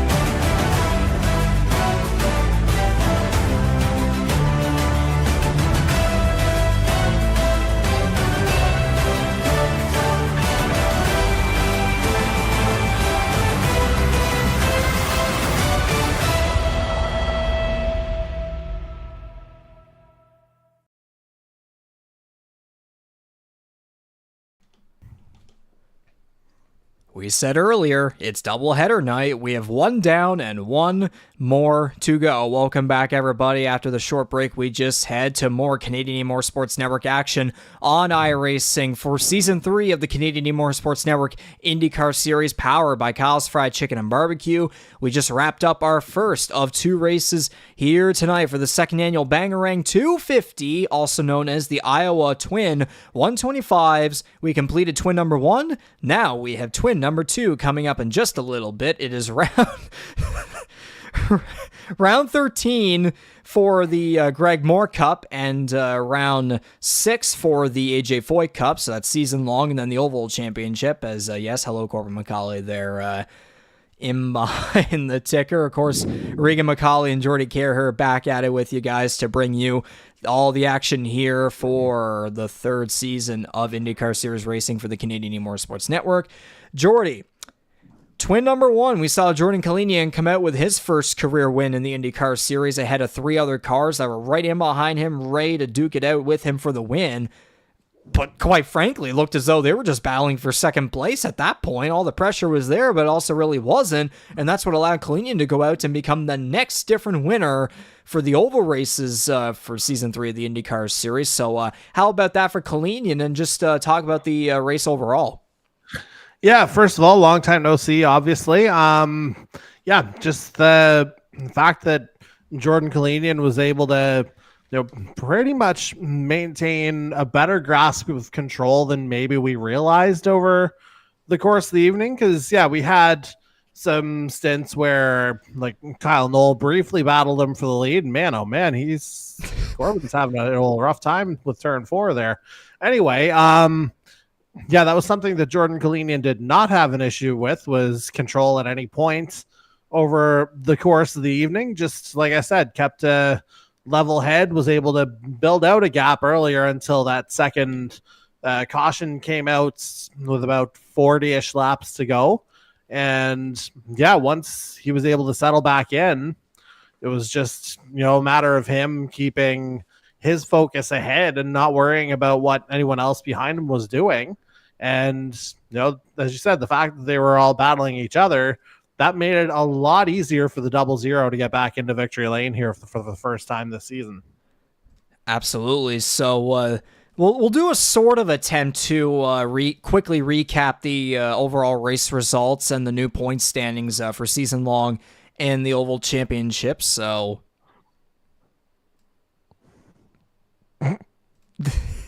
this is a way of doing it. Yep. There you go. Yeah, the fact that, Corbin, full credit to him, able to get that turned around as quickly as he did between races, that was pretty slick that we were able to even get this much. As unprofessional as this is, I love how we can deeply see all the little numbers and statistics and everything. But yes, Jordan Kalenian getting the win after starting in 3rd place. He went on to lead 75 laps. I was thinking it was like 60 plus. It was 60 plus whenever I was talking to him in the post-race winner interview, but in fact it was 75. So a hell of a run by him. Bradley Sexton qualified 12th. He made his way all the way up to 2nd. No doubt. I assume that gives him the points lead for the AJ FOYT Cup. Yeah, you did say that earlier, and that's certainly going to extend his lead for the Greg Moore Cup as well, thanks to William Kern finishing all the way back in 12th. He was 5 points ahead of Sexton going into twin. Not finishing. Number 1. Yeah, excuse me. That's what I meant to say. Going into twin number 1, Corbin McCauley rounding at the podium. Hertel, Heaney, Ouellette, Knoll, Marini, Cudmore, Young, Mangrum, again, Kern and Sears rounding at the field. Of course, only the top 8 finishing the race as the Sears DNF'd early on in the race. He decided not to keep moving forward. He will not be racing in twin number 2 by the looks of it either. And then Kern and Mangrum and Young were all caught up in a big wreck there just past halfway through the race. Cudmore decided to call it quits at one point there as well. Marini was able to keep going despite getting caught up in that big one there through turns 1 and 2. But yeah, only took 46 minutes, 5 leaders, 5 lead changes, 3 cautions, or 2 I believe it was actually in total. I believe it adds on another one. I don't know if that has to do with the start or the end of the race. But yeah, 2 incident-related cautions throughout the first Bangarang Twin 125, and so that is going to lead us now to the overall championship points standings, where it's 143 points for Sexton. Yeah, and again, with the news of Charlie Sears potentially not taking part in Twin 2, like, this could spell the end of, a lot of challengers. Like, there could now be a scenario where Sexton clinches the Greg Moore tonight if the maths properly. I think if he's up like 162 over Hertel, somewhere in that ballpark with 3 races to go, it could be clinched tonight. Indeed, and now I'm gonna make the attempt here to grab what you did attempt to be the updated AJ FOYT Cup points, the overall, or the Oval Championship. Let's see how this goes. Hello.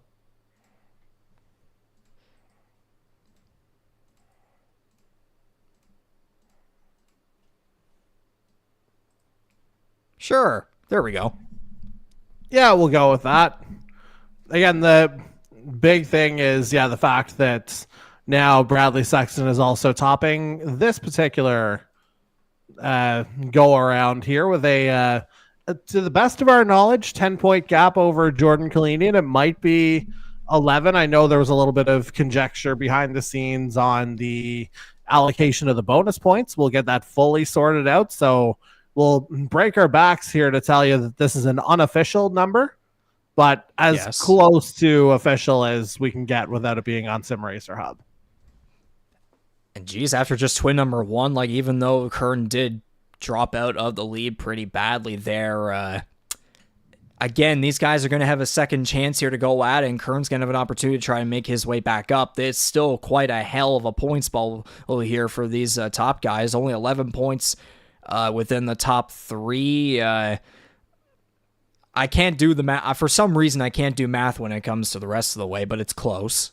So I'll make it easy for you. Like, for Sexton through Mangrum, it's a 31-point gap in the top 5. I just did that calculation as soon as you said that. So yes, 31 points. I mean, it's the thing is it was 27 for the top 7 going in. Of course, Ellis didn't participate. Sears eventually DNF'd.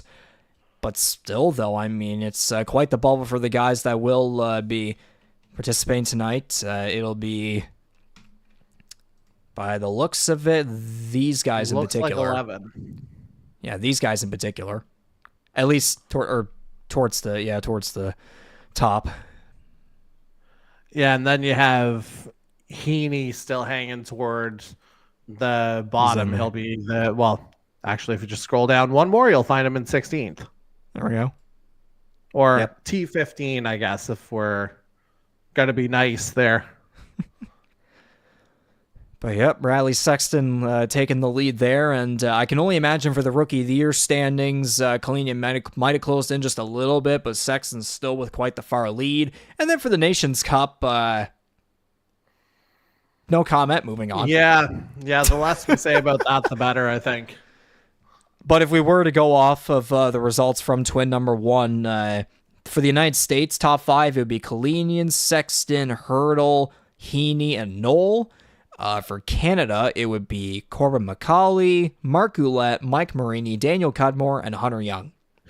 I was shocked that there were even 5 Canadians that raced. So, to translate that to positions, actually, that would make a lot more sense than... Well, we said the drivers, so now combine them with the results. That means for the States, it would have been 1st, 2nd, 4th, 5th, and 7th. For Canada, it would be 3rd, 6th, 8th, 9th, and 11th. Yeah, there's still a little bit of a discrepancy between the two countries in that form. But we'll have to. I can't see there being much hope of it being turned around tonight, but you never know. Yeah, just completely different challenge here tonight. Looking at a certain metric. Well, yeah, we did learn behind the scenes that these drivers are going to be challenged a little differently here in twin number 2, as it's not nighttime, it's actually going to be full daytime, so track and weather conditions are going to be completely different. I was saying after twin number 1 that these guys did adapt to the track and got used to it for their first time running it. So again, that experience on the track in general is there, but when it comes to the different conditions, that little dynamic there, that little imbalance is really going to make things interesting here. I was thinking maybe, just maybe, we might get more than 4 cars that might go for the win here at the very end, hopefully, but it's going to be a mystery. Yeah, I mean, not to say that it's, full on Indy levels of bad, but we are seeing, a particular discrepancy in the track temperatures, which could make this one a little bit more interesting.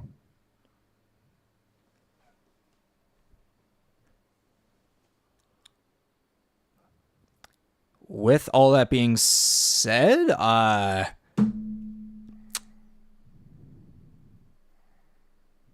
I going to the voice chat again? I don't know what you guys do on these, quick transfers.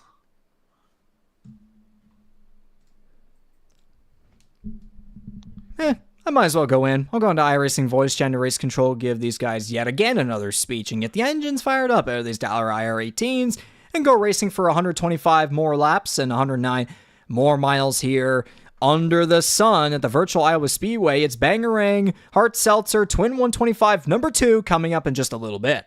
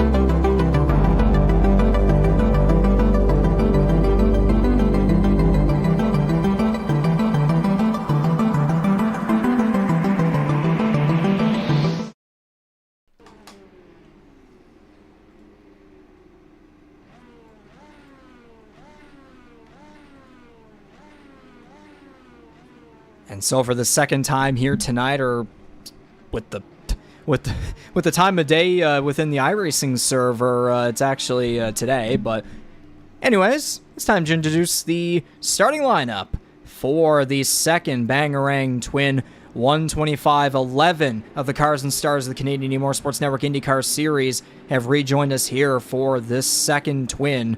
So let's introduce each and every one of them once again, or at least the 11 of them that have returned, starting on the front row. Wow, what a way to try and start a resurgence journey here. The driver of the number 31 Hyperdrive eSports car to Dansville, New York, William Kern. Starting on the pole, in second place is the driver of the number 17 Macaulay Racing car to Charlottetown, Prince Edward Island. Looking to go from third to first in race number 2, or then maybe second to first in this one. That's Corbin Macaulay.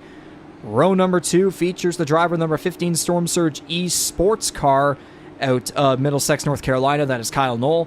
Alongside him, who's in the running for the win in twin number 1. He's going to look for the win here in twin number 2. The driver of the number 7 499 Racing car to Dayton, Ohio is Andy Hertel.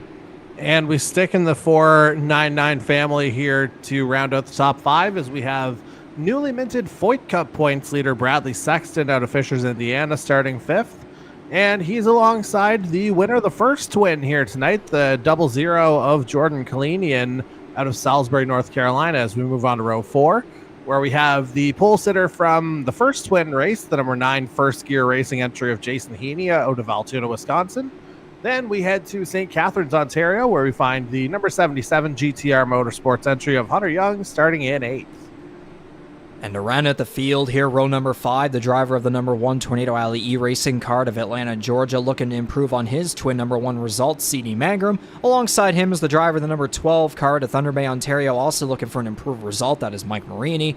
And around at the field, row 6, all alone, the driver of the number 80 first gear racing card at Pefferlaw, Ontario, team owner, Mark Ouellette. All right, again, this could be an interesting night here, Riggs. I think you've probably got some stats ready for us. In terms of this? That. I pretty much kept it the same. I imagine it's pretty much the same for at least most of these statistics. But yes, race analysis, yet again, another 125 laps and 109 miles. Pit road speed is still 40 miles per hour. Fuel window, I imagine, is probably going to be, again, 65 to 70 laps, maybe 60 to 70, because there were a couple of guys that pitted around lap 62, 63-ish in twin number 1. Of course, available tire compounds, just the oval primaries. And, of course, full course yellows are on. We saw 2 incident-related cautions in twin number 1. Of course, the first one being for Corbin McCauley, self-spin off of turn 2. And then, just past halfway through the race, or way beyond the green flag pit window, we had the big one in turns 1 and 2. Let's see how twin number 2 is going to play out. The Bangarang Twin 125 number 2 race is underway at Iowa. Man, oh man, that wild flag man has us going, and he's waving green, and the guy in green just flies away from the field here to start. Yeah, looking for some well-needed redemption. The number 31 lost the points lead in the Oval Championship after twin number 1. Looking to get back within the mix up towards Sexton and Kalenian points-wise. With a win here possibly in twin number 2, we'll see if maybe he's a bit better off here, especially in these day conditions. As Andy Hertel, Kyle Knoll go at it for 3rd place. It's 31, 17, and 7. Top 3 now on lap 3. Yeah, and largely single file here in the early going, although as I say that, we see a little bit of side-by-side. But, maybe a little bit more of a reserved start, again, knowing that there are significant differences in the track conditions, which we may as well get into. Oh. Yeah. So we're talking about a minimum 15-degree difference in the track temperature, which is going to make grip that much harder to come by here at Iowa Speedway. And I'd imagine that's going to make passing a lot worse, too, on the inside, as I'm not sure Kalenian either tapped the wall there. There was potentially netco. There was some smoke up there between his right side tires and the barrier. It didn't physically look like he actually hit the tire, or the barrier, excuse me, so... No, but he looked like he was a little bit loose going over the line there a second ago. Maybe a little wobble. Yeah, he had a bit of a wobble there as we were talking about that. The previous lap here is going to come to lap number 7. But yes, talking about the weather as McCauley takes the lead over Kern on the inside. Track temperature is 44 degrees Celsius compared to, I believe it was 27 that we saw in twin number 1. Humidity goes from 60 to just under 80.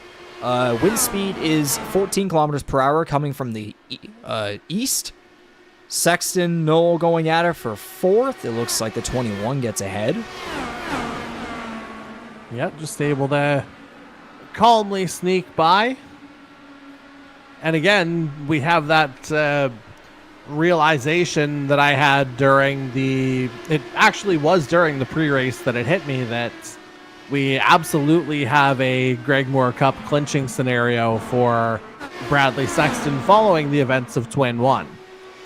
So essentially,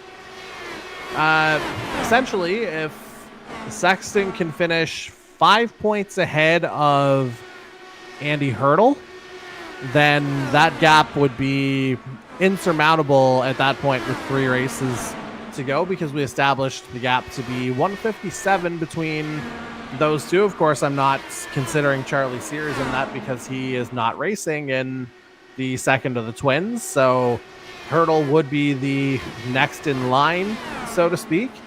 And if Sexton ends the night, it'd be, can't remember if it's minus 159 or minus 162. I'm being conservative on the 162, so that would mean a 5-point difference between Hertel and Sexton in the favor of the 21 would get the job done tonight for the driver out of Fishers, Indiana.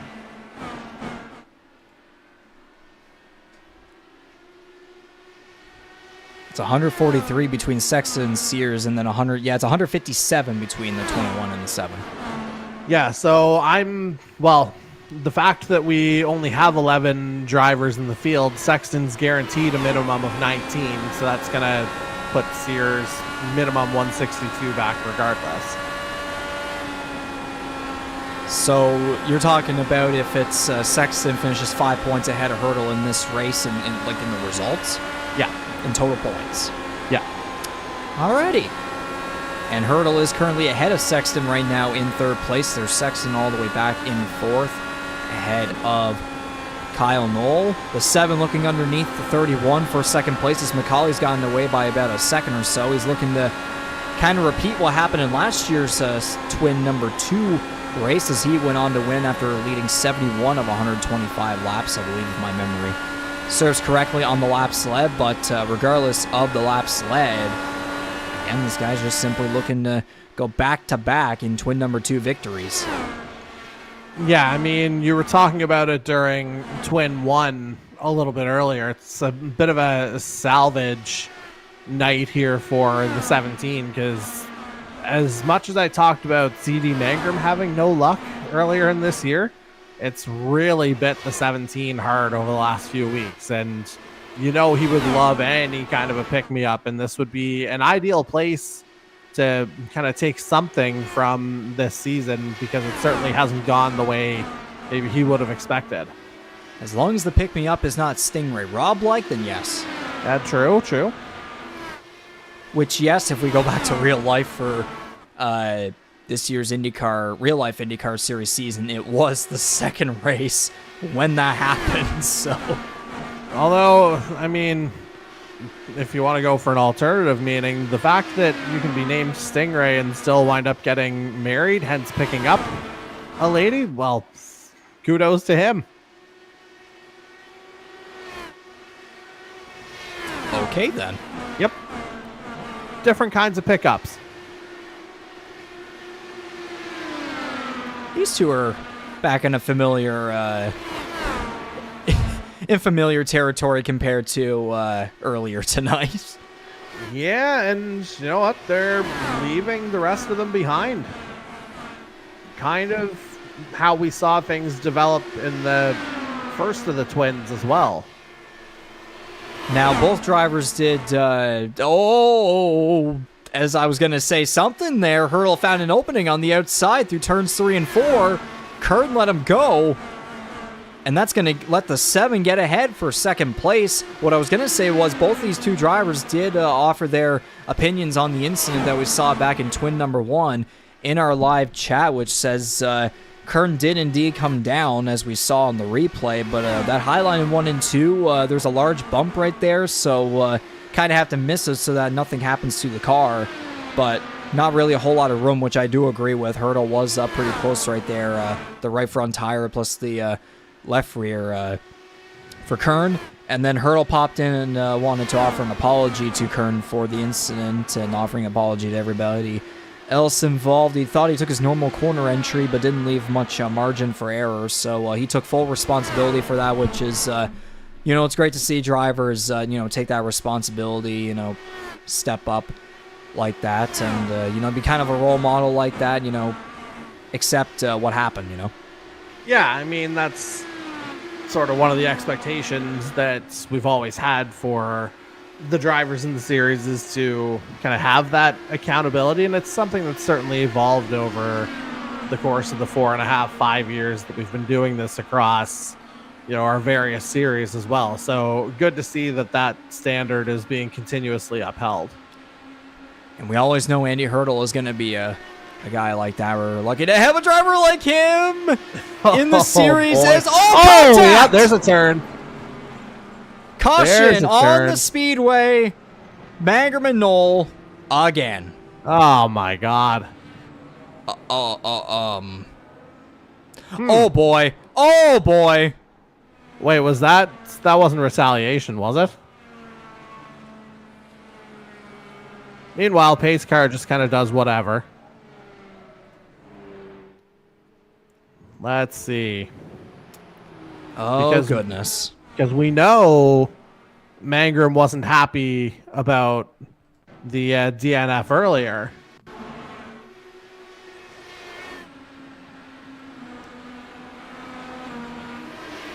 Let's see how this develops. Yeah, just a bit of a checkup there.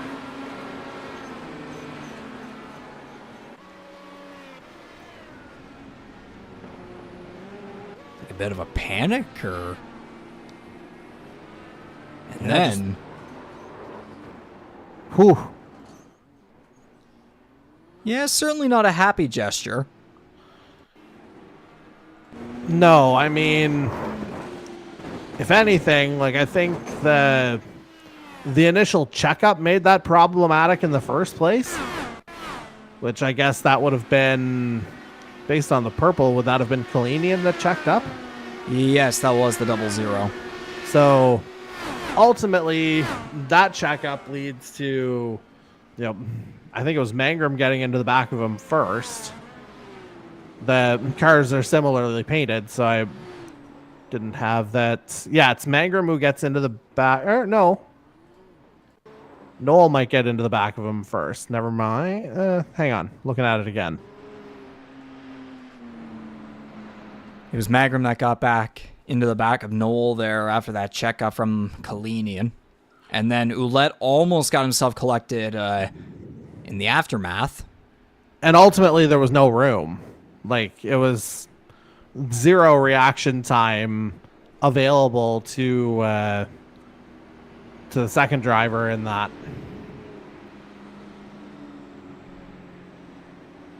But yeah, the move afterward, I don't know. Doesn't look amazing. Best way to put it is, it's certainly a drama that we just witnessed there early on in this Bangarang Hart-Seltzer Twin 125 number 2 race here at Iowa Speedway. So it looks like it was actually just, I'm going back on the YouTube replay. It was actually netcode there, I think, maybe, because like there was no contact between Kalenian and Knoll. Yeah, and then just kind of everything happened all at once there once Mangrum got into the back of Knoll. And then they started wrecking. And then Mangrum certainly showed his share of opinions on what happened there on the front stretch just a couple laps ago. So Mangrum is out of the race. Knoll was in his pit, or he still is in his pit box, actually. He's just reaching 3 minutes now in there, still trying to stay within this race and salvage a couple of points. Now 4 laps down. All these guys did come down pit road under the caution period 2 laps ago. Macaulay leads the way. Hertel is second. Kern is third. Kalenian fourth. Sexton fifth. And there's Heaney, Young, Ouellette, and Marini all currently left on the lead lap. Yeah, so what this means now is we're looking at, given the fact that this caution happened earlier, we're still going to be looking at a pit stop later, probably in the late 90s to early 100s for laps now, as opposed to the mid 60s, low 70s we were looking at under original conditions, because I would presume that everyone would have taken the time to fuel up in that time as well. Although, if they didn't, I feel like it would be a mistake. We'll put it that way. Lights are off on the top of the iRacing pace car. So Macaulay's going to lead the field back to green here. He's led 26 laps. thus far. So after 31 laps, 1 caution, 26 laps under green, 5 laps under caution, 1 lead change, 2 different leaders. Andy Hertel has the fastest lap so far, an 18.137 on lap 3 at 176 miles per hour. Weather looks to be just about this. Maybe I think it might actually be 2 degrees. The track temperature might be 2 degrees hotter. Yeah, it's gone up. It was 44 when we were talking about it in pre-race. Now 46 Celsius. Anyways, back to green. All right, let's see how this one shakes out here now. It looks like McCauley got out to a decent start here. Sexton way up high trying to get away from the 00, and he will in 4th place. Jason Heaney going to get underneath Kalenian. Yeah, we'll see. Well, I mean, it was Kalenian and Heaney battling in the early parts of Twin 1, which eventually yielded the lead to the 00 after Heaney had a bit of a wall tap. Right around this time of the race, as a matter of fact. Indeed, so McCauley leads the way by about just a half a second or so. It's Hertel versus Kern for second, but Sexton's really making a charge right here up towards the front. Maybe a 3-car battle brewing here soon for that runner-up position as everybody else kind of single files out into their positions rather comfortably. But Kern trying with all his might to get to second. If we do have that 3-car battle, again, I don't think Corbin McCauley would mind that. Because, again, he'd be the benefactor of that the way Jordan Kalenian was in Twin number 1. Just being able to get away a little bit further and, just give himself that little bit of a cushion. Which can be very, very hard to come by on a shorter track. And I imagine for that little clinching scenario for the Greg Moore Cup on Bradley Sexton's end, I'd imagine he probably would want Hertel to be a little bit further back compared to where he is +2 ahead of him right now. So, I mean, obviously Sexton would have to get ahead of Hertel in some form. The permutations around that, assuming there's no bonus points accounted for, which, I mean, that could come into play here at some point. If Sexton was to finish second and Hertel was third, that would be a clinching scenario. Same with if Sexton finished third and Hertel dropped down to fifth. That's a 5-point difference. And then pretty much it's 2-point gaps from 6th through, we'll say 10th, because technically Noel is still on the track, albeit 11 laps down. So yeah, 1 through 10, that's what the scenarios would look like.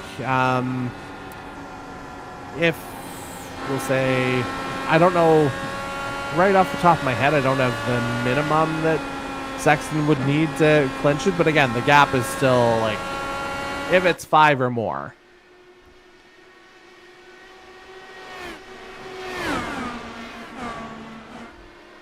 McCauley has gotten out to almost a second lead over the 7. Kern only about 2/10 back of the 7. Really still trying to use that inside line, but it has not been working out for him thus far. Sexton just over half a second back. Then there's Kalenian. Heaney, the order the rest of the way just continues to remain the same, as I believe Hertel just might have had a bit of a ghost moment there about off the timing screen just for a split second. Yeah, he's, ghost for a second, but still very much a factor on track. And I did not do this in the first race, so I might as well do it here in the second race. Gotta shout out all the sponsors and partners of the Canadian E-Motorsports Network. Of course, without each and every one of you, we wouldn't be able to be doing this every single Tuesday night here on the iRacing platform. So a big thanks to our series title sponsor, Kyle's Fried Chicken and Barbecue, Rampage Coffee Co., Piping Kettle Soup, Fort River Brewing Company, Of course, powering both races here tonight at Iowa Speedway, Bangarang Hertel, Nordic Aluminum, GSG Vinyl 3D, GTR, and of course, providing these outstanding professional broadcast camera angles, TrackCams22.com. Thank you very much for providing us with these incredible and immense broadcast cameras that you see in each and every one of the live productions for Canadian E-Motorsports Network action on iRacing. Yeah, we love y'all, and we're thankful for the support that we've had for so long here, and we're looking forward to continuing to develop some of these partnerships. Indeed, of course. We do have the long winter break ahead of us, which I know for a lot of us is certainly going to be beneficial, as I know a lot of us have admitted to being burnt out, and so having that annual break and doing some little fun races and such without having to officially sanction them or whatever, do broadcasting of them, of course, will certainly be helpful in resetting us back for what we hope for Season 6 of the NASCAR Series to start around March or April of 2025. Yeah, nothing set in stone there as of yet, certainly, but as that info gets released, or as it gets finalized, we'll make sure to release it in due time. And even though you do say that, I still every now and then kind of get the thoughts of like the Bradley Sextons and the Stephen Ellises starting to enter the NASCAR Series. We remember the rookie core that there was last season, with the Jordan Kalenians, the Trevor Binns, and Jason Heaney being in there. William Kern eventually joining along about, I think, halfway through the season or so. And then that veteran core that may or may not come back. Names like Corbin McCauley, Andy Hertel, Darcy Ford in there. There's a lot of potential that might be there for Season 6 of the NASCAR Series, but of course we're still a long ways from there. We still have, including this race here, 4 races remaining for Season 3 of the IndyCar Series, which, even though we might be potentially just over halfway away from maybe a clinching scenario for one driver in particular who's currently in 4th right now, clinching it that early. I mean, he did one race early clinch the Mario Andretti Cup, but again, the potential for Bradley Sexton to go out with 3 championships at the end of the season, man, oh man.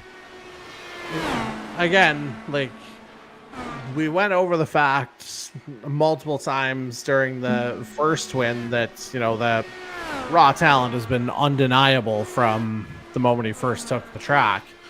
But, yeah, just hasn't had nearly as good a fortune on the ovals as he has on the road and street circuits, quite obviously, because, I mean, he's literally 1 or 2 corners shy of having swept all of those, the road courses. So just a little bit different here. Of course, his one win on this side was the big one, the Indy 500. So nice little, well, it's hard to even put into words the dominance that he showcased on that particular night. And, just able to keep his nose clean as much as anything else here. That's what's propelled him to the spot where, he can get the job done tonight if things kind of shake out right for him.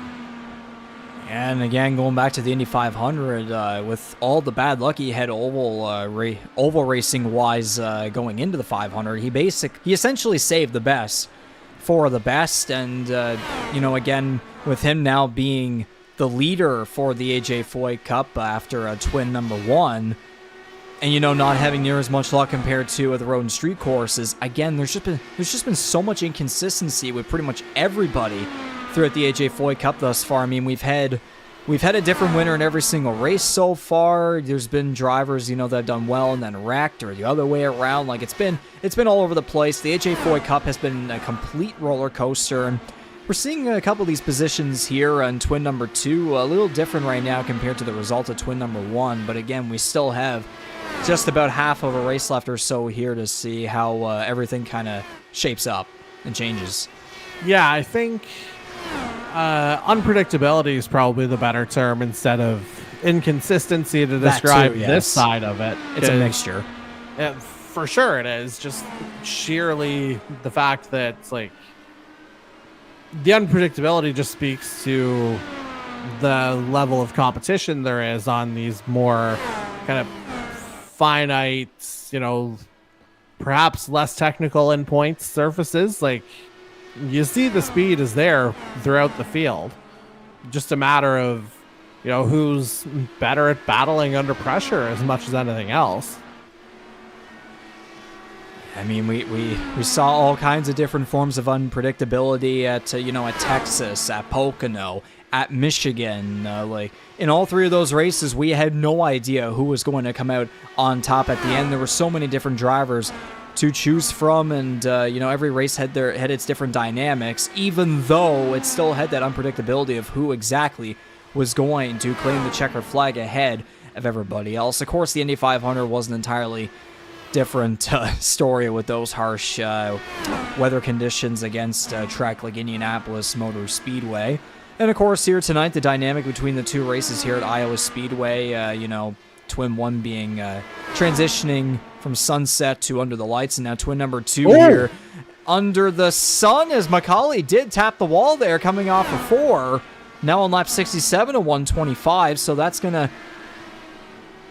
It doesn't seem like it did maybe a whole lot between him and Hertel, as that gap between them is still at about over a second. Yeah, we'll watch the timing closely there, but certainly there was a hit from the 17, not too far from the start-finish line there. So we'll have to see how he's able to recover from that, as well as navigating this lap traffic coming up. Of course, not Noel, because he's still in his pit box, but it would be Ouellette, Young, eventually Marini. So Macaulay's going to get past Ouellette. Next up would be Young. Yeah, rather academic there from Macaulay on that first overtake. So Noel's been in his pit box now for 7 minutes. He's 35 laps down. Of course, Mangrum has been out. He's been out for a while now, 43 laps down. So Young and Ouellette now both a lap down. 7 cars left on the lead lap. A second between the 17 and the 7. It looks like, yeah, maybe that hit maybe did do a little bit, because that... I feel like every time I say that in a race, the gap just always goes back and forth anyways. Well, navigating through lap traffic isn't going to help that either. Yeah, exactly. Because Hertel is now just getting past. He just got past Hertel and Young himself, so now it's free real estate between him and the 17. Yeah, and it really has kind of shaken out into a 2-horse race here, at least for now, which, again, perhaps we anticipated with the more scorching track temperatures, making it a little more difficult to have more active battling and racing on track. We are seeing a lot more separation than we did over the course of, the majority of the first Twin. It's free real estate.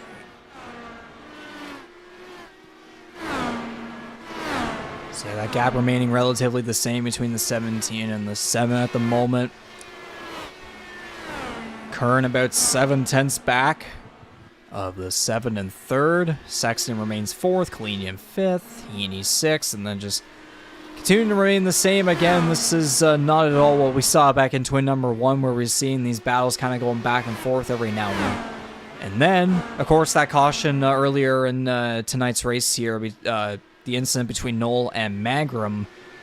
Everybody came to pit road and are now at stints of 47 laps, which now on lap 76 certainly doesn't compare to what was thought to eventually going to happen ahead of that first and only caution so far. So again, as you said, Jordy, earlier, these guys probably around the 90 to 100 range or so are going to come down again. Field window about maybe 60 to 70 laps or so.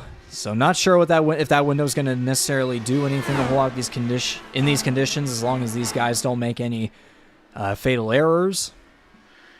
Yeah, I'd have to wonder if maybe that's on the lower end just to account for tire life this time around, because obviously the track temperatures being what they are, having now gone up to 47 degrees instead of the 27 I think we had for the majority of the first twin.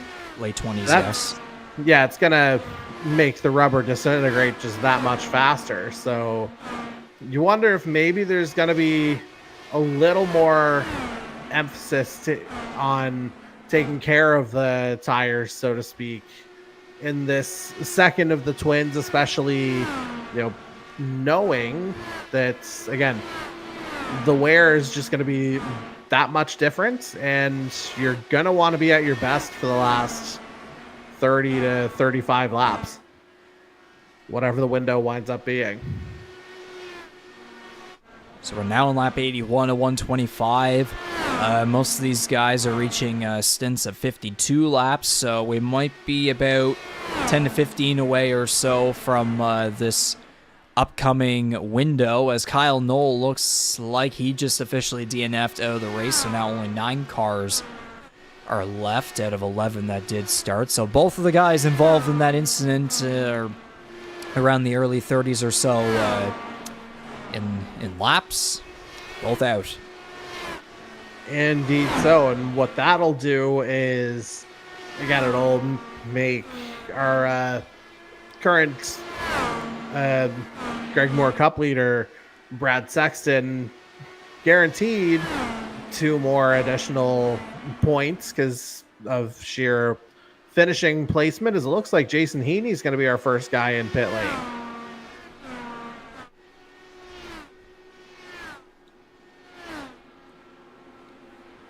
So not chancing it here at all. Yeah, and a 54 lap stint. That could be an interesting development. Again, I don't know if it's a grip thing or what's going on, but he might have some speed now, might have a little bit of a challenge in the dying laps compared to everybody else, but we'll have to see. Because again, it is a short lap. Here comes Hertel. Okay. And Hertel was one of the guys who pitted early last time as well. He pretty much split the race in half. Lap 62, I believe he came in. And that's Kalenian behind him. McCauley's now down. Okay, so yeah, that would explain why Kern's now the race leader. Okay, just kind of splitting the difference as much as anything else. Who's going down that part of the track? Mark Ouellette. Alrighty then. Just missed it. Yeah, plain and simple. That way was certainly better than the barrels. Ooh, yeah. That could have been very, very rough. McCauley makes his way off of pit road, and I was going to say this a couple minutes back, but other things, of course, ended up happening. What I was going to say was my brother's leading, and the Montreal Canadiens lost in overtime. Okay, so he's going to have a very good night then if he's able to hang on. Oh, the pain. Ha! At least the Bruins got shut out. I mean, I think that's universally praised as Kern has made his way into pit lane. Yes, he is. And now we'll see how long. Looks like it'll be a question of how long Bradley Sexton wants to extend this particular run. Mike Marini hasn't come in yet either off of his particular stint. But there is there's a sizable gap between those two on track as well. So Sexton and Marini still have to come down as I say that. The 12 does. So Sexton currently leading the way. McCauley and Hertel made their way down, but McCauley looks like he pitted a lap later. The gap in between them about half a second. Yeah, if I recall correctly, that sounds about right.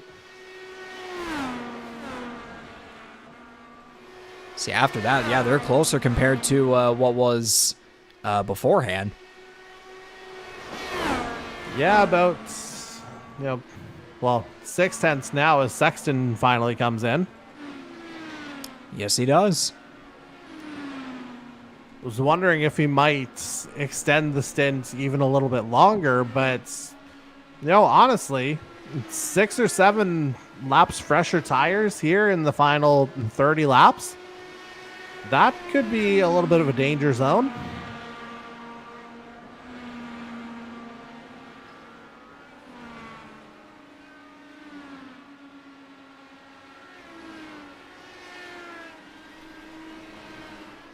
Yeah, obviously at this point we're operating on the assumption that everyone will have done the math properly and fuel up to the end as well.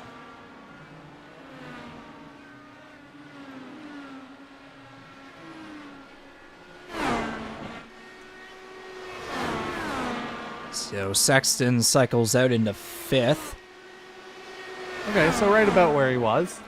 Just in behind Heaney right now by 3/10. Would not be surprised if within maybe 2 or 3 laps he's ahead of the 9 eventually. Really utilizing that high side. Heaney stays in the middle. Always slid up right there. That's going to open up for Sexton down the inside. So 2 or 3 laps, that's a little further ahead than maybe what happened. Yeah, just replace the word laps with corners and you're yes. a little more in line. Now, speaking of being in line, I think looking at the timing graphics here, I think one Jordan Kalenian may have jumped the line a little bit. I think he may have grabbed a couple of positions somehow over the course of these pit stops.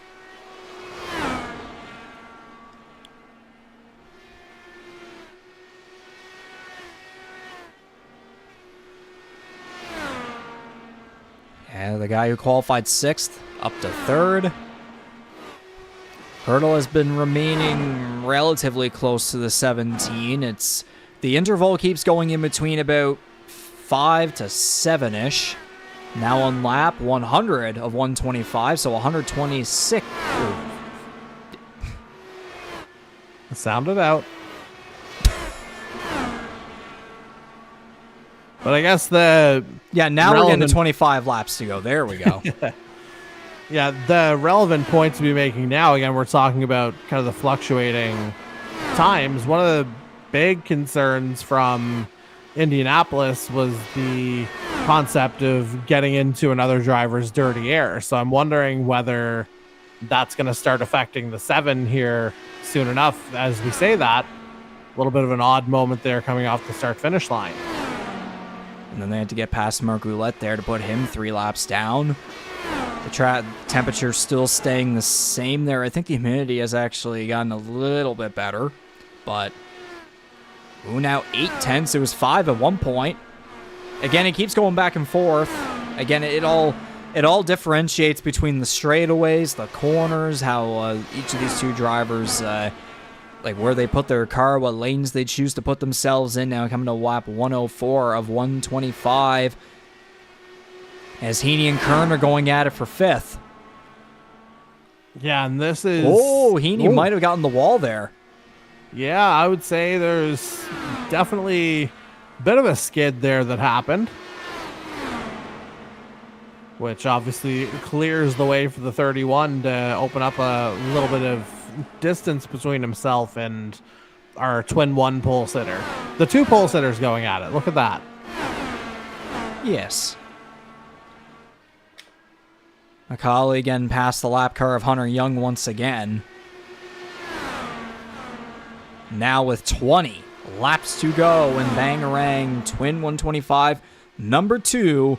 It was 4 cars going at it in the end of Twin number 1. Now it might be just a 2-car battle. And again, these 2 guys were within that battle back in the previous race. Fell short of the win in 3rd and 4th respectively. Now 3rd and 4th might go 1st and 2nd. But is there any time for Hertel to try and possibly catch up, or is that dirty air and just simply the sheer better dominance of the 17 just going to outweigh him? Yeah, and I'm sure he would have liked to get by Hunter Young a touch quicker there, as that gap's opened up to more than a second. So we'll see if that ultimately makes the difference. Although Hertel a little bit further back, he might be able to close back up quickly, although, again, we'd have to see if dirty air becomes problematic again. So the way Macaulay is going right now, this would be yet again another different winner for the AJ FOYT Cup. Hertel currently in second place. He won back at Texas. Then it was William Kern at Pocono, Stephen Ellis at Michigan, Bradley Sexton at Indianapolis. Earlier tonight in twin number 1 at Iowa, it was Jordan Kalenian. Now we might get Corbin Macaulay in twin number 2, coming to 15 laps to go. Man, oh man, again, as you say, unpredictability. I said inconsistency upon all the drivers in every single race, but also the parity. Yeah, I mean, very rare, like in an 8-race mini championship. I mean, you literally see, again, pretty much the polar opposite on the Andretti Cup side of things. The fact that, we've had and we're tracking toward 6 different winners, although a little bit of a tap on the wall from Macaulay there out of 2. Yeah, that gap between him and Hertel a little bit closer than it was a couple laps back. Yeah, again, this is where it kind of started to fluctuate before, though, when it was just the 2 of them. Like, there'd be times where Hertel would get it down to close to half a second, but then would eventually have to back off a bit. So we'll have to see if there's any of that dynamic still in play. But yeah, again, the fact that, again, we're tracking toward 6 different winners in 6 oval races. Yeah, there's something to be said for the talent and the good fortune from one week to the next, from the top of the field to the bottom. So it's nice to be in a series where you don't know what's going to happen every single week. Especially when we have Auto Club in Nashville next. Yeah, I mean, Auto Club's its own animal, and obviously Nashville is an unknown to, at least the network family here. We haven't done a race at that track at any point. Certainly, I'd imagine some of our guys have some experience there outside of this particular realm or dimension, but in terms of the network history, we will be making history in 3 weeks' time by going there for the first time. Auto Club is essentially going to be another Michigan, except there's going to be probably a little bit more so 3 and 4 wide racing, because at Michigan, you could do pack racing. It's just that there really only was 2 or 3 lanes in particular for the most part, more so 2. And then Nashville is just going to be like flat out all about tire wear and strategies as Hertel got loose off of 4. That's certainly not going to help in his late chase here towards Macaulay for the race win. 6 to 7 tenths or so has been the average gap between these 2 drivers, coming to 6 laps to go. Macaulay has been middle to high-ish in between there. Hertel's been trying to really stick it up on the high line for the most part. But again, though, as we were talking about earlier, and as we saw between Hertel and Kern when they wrecked out, or when that incident happened there in twin number 1, there's that big bump up high in 1, so Hertel's been doing all right for the most part. But again, though, too, that does play a big factor. Yeah, and I mean, that's the second or third time we've seen him have an issue right around the start-finish line there. And earlier, as Kalenian gets a little bit wild. Kalenian went for a spin off of 4, but there was no caution.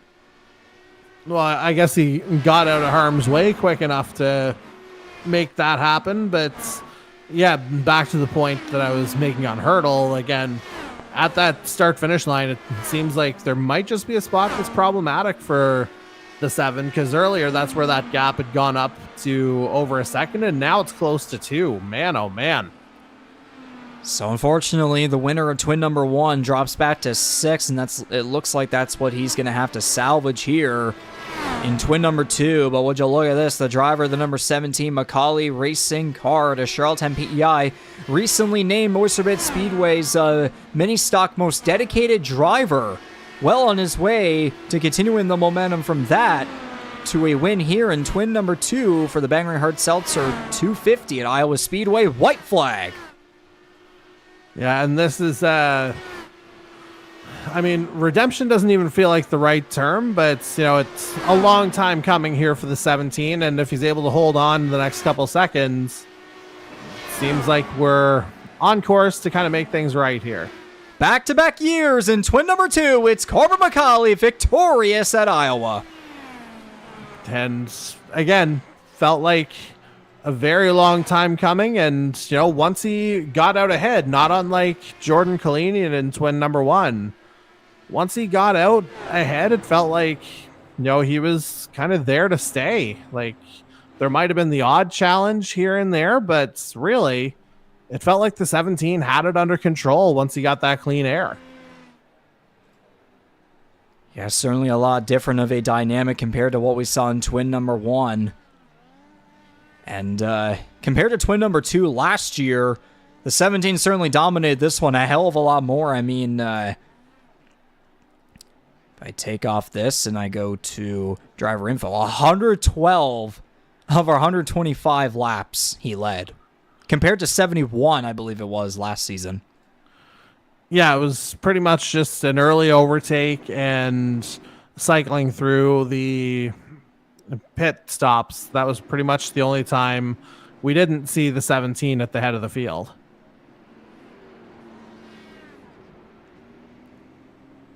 So it was mostly domination in terms of laps led in between the two races that saw both of the winners come out on top here tonight at the virtual Iowa Speedway. And what do you know? We're back into the territory of Season 5 of the NASCAR Series, where both of the top 2 best from that season, come out on top here in open wheel racing. Finally, Kalenian first career win, and McCauley gets his first win in a long time.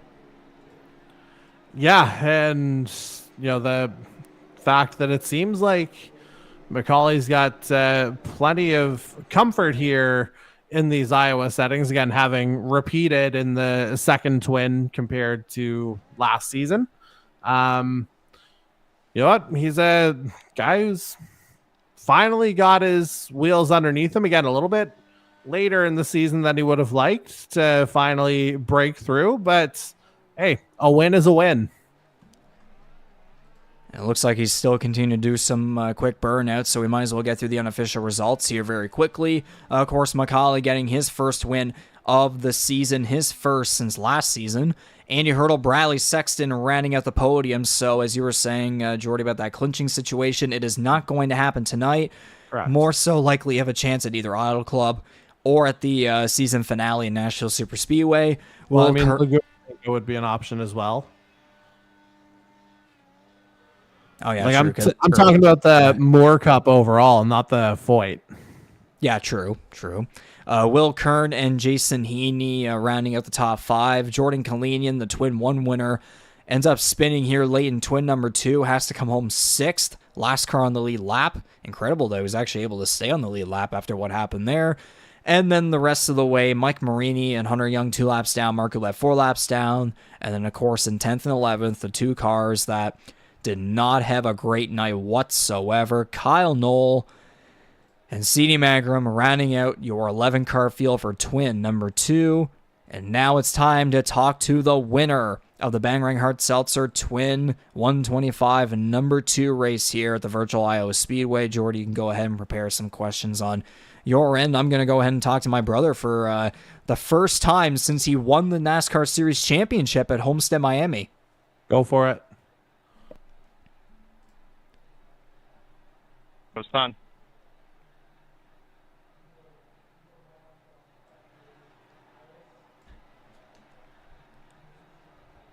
Corbin McCauley, this is the other McCauley up here in the broadcast booth. You got a copy? I certainly do, buddy.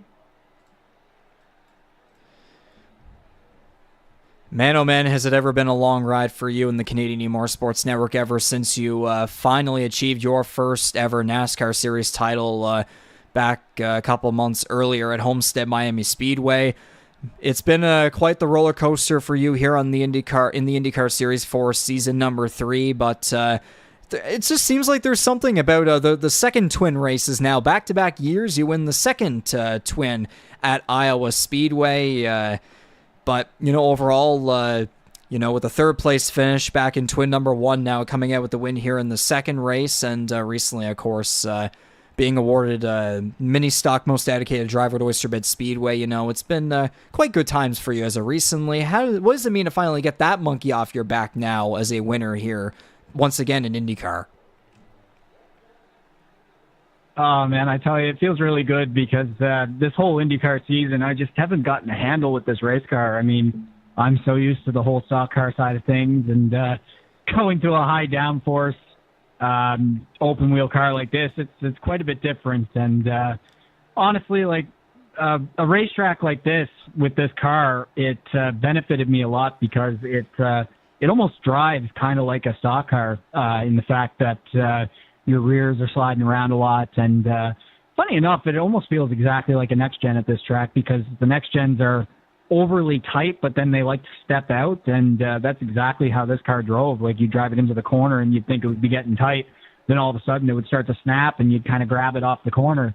So I'm so used to that style of driving, and the fact that this car felt basically the same as that, just a lot faster, of course, but it certainly made a difference. It kind of put me back into a comfort zone that I haven't been in since the NASCAR season, and it benefited me a lot. I certainly enjoyed how the track felt at the night race, but I enjoyed it more this race because it just it suited my driving style a hell of a lot more better, and it just feels so good to be back to victory lane. Jesus, I can't even talk.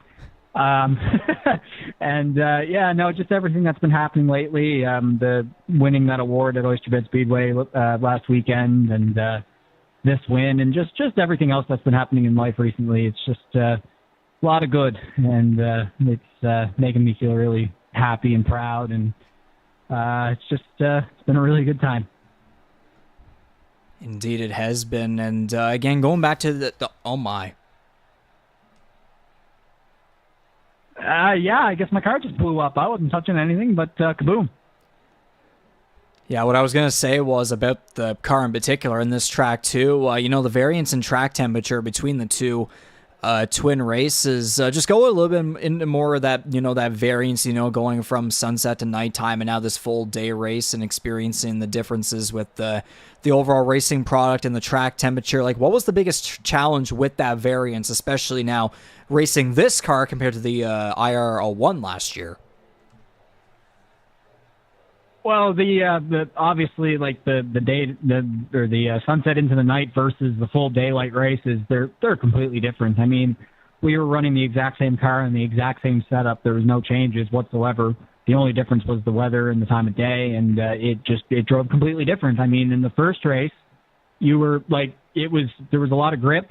There was almost too much grip at some points, which made your car really tight, and that's why in the first race you saw more kind of pack kind of style, closer together racing, because the cooler track temperatures allows for higher grip levels, and it allows the cars to run a little bit closer. The dirty air isn't as crazy whenever you can overcome the grip loss with the track temperature being cooler. But when it comes to the differences between this race, the track temp was sky high. It was we're beating the sun right down onto the racetrack.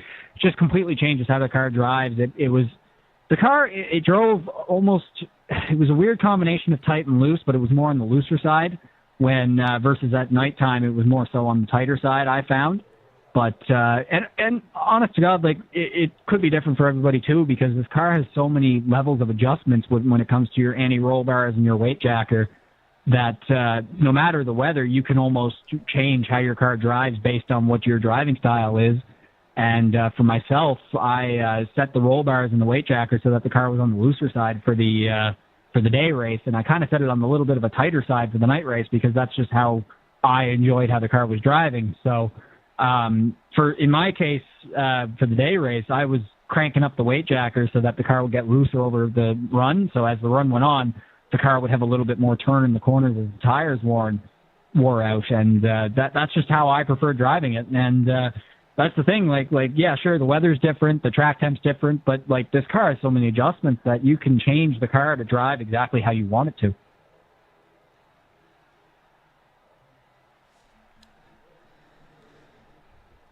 And once you eventually got ahead of William Kern for the race lead there, of course, he won the pole. You started second. You eventually got by him and went on to lead 112 of 125 laps. How important was it for you to, find and maintain a level of comfort out there? The thing is asking that, it's funny asking that because you were literally just talking about, how much more comfortable you were with this kind of a racing product and how the track temperature played things out here compared to how Twin 1 did, but just talk a little bit more about that. Well, the biggest thing about this racetrack, not only just this racetrack, but the car and every other track this car goes to, dirty air is such a massive thing in this car. I mean, you come up within 1 second of the car. Like, you could be as far back as 1.5 seconds, and you're going to feel the dirty air off the car in front of you. And one thing that the thing that's massive about track temperature is the higher the track temperature, the worse the dirty air is going to be, because dirty air is just your tires not getting the grip into the track because you're losing downforce because you're not getting all the clean air, right? So when you lose all that downforce, your tires can't grip as much. And when the track temperature is higher, that almost is tripled or even quadrupled those forces, because when you have a cooler track temp, the car can overcome the dirty air because there's more grip in the racetrack because there's less temperature.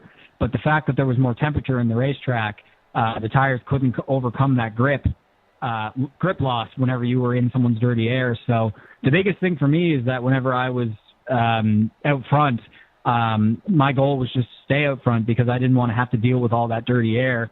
And because even when I got into lap traffic, I mean, I'd lose half a second on Andy behind me just because I was in someone else's dirty air. It is crazy the effect it has on this car. And anything you can do to be in clean air is what you want to do with this race car. And the fact I got to be out in clean air for that long really helped.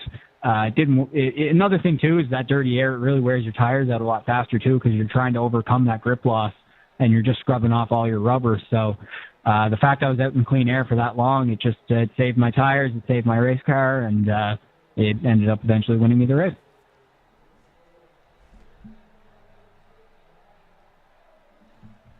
And now, in the words of Andy Hertel, Canadian E-Motorsports Network episode 12 and 13, Revenge of the Stock Car Guys. Would you say that's correct? Yeah, I'd say we could roll with that. I mean, it makes sense.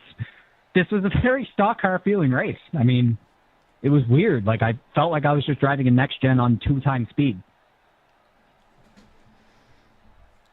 Yeah, something like that. But now, obviously, looking forward, you're unfortunately not in the running for any of the championships at this point. Now with 3 races remaining overall in the season, 2 remaining for the ovals, 1 left for the road/street course championship. But of course, you can still salvage the season with a couple more victories, perhaps. But looking forward, next Tuesday, Auto Club. Any comment? I'm really excited for Auto Club, man. That's such a fun racetrack with no matter what car you drive there. Indy cars are an absolutely spectacular show there anytime they go there. I will forever hate NASCAR for getting rid of that track in real life. It will always be something that makes me sad, but we get to live it all in iRacing still because the virtual world doesn't have to destroy racetracks like NASCAR does apparently. But you see, I'm excited because, it's similar to Michigan, but not at the same time because Michigan has a little more banking. It's a lot smoother. Auto Club has a lot bumpier of a surface. It's more worn out, a little less grip. So it's going to be interesting to see what that race entails. I'm expecting a pack-style race. That's just usually what happens on iRacing with the IndyCar at Auto Club. So it's going to make for a very interesting race. I'm excited, and it should be a really good show for the fans. No doubt it will be. And now, since this is the first time we're talking to you since, of course, the Season 5 NASCAR Series Championship finale at Homestead Miami Speedway, now you can have time once again here for the first time in a while to give shout-outs and thanks to any of your peers and partners for being able to come on out every single Tuesday night when you can to get the job done. I know there might be a couple more people to thank in particular this time around, but who gets a shout-out? Well, honestly, back when I had the Season 5 championship, I had a few more sponsors on the car. Some stuff happened, but if you know, you know. I'd just like to thank everybody who's helped me along the way. I'd like to thank the series, the sponsors, you and Jordy, the competition committee, everybody that's involved with making this happen. I want to thank my girlfriend for watching this because she's currently watching me with a unlisted point of view stream. So the world now knows that. But I just want to say thanks to everybody who's involved with this, and it means a lot to be back in victory lane. Yep, certainly great to be talking to you here once again, and hopefully once or two more times, whatever it may be, we might be talking to you once again before the season wraps up here for the IndyCar Series for the Canadian Motorsports Network. But with all that being said, that was the post-race winner interview for the twin number 2 of the second annual Bangarang 250 Twin 125s here at the virtual Iowa Speedway. Corbin McCauley back in victory lane for the first time in the IndyCar Series in a while. Third and first place finishes. A great night for him overall. And of course, Jordan Kalenian back in twin number 1. Once again, Corbin, congratulations, and best of luck in whatever anarchy ensues at Auto Club next Tuesday. I appreciate it, Regan. And one more thing, I must mention it at the end of this race, before I did this interview, Bradley Sexton told me to tell you hello because he misses you. He usually does these interviews, but he didn't tonight. And then Stephen Ellis is saying whatever. Yeah, I guess so.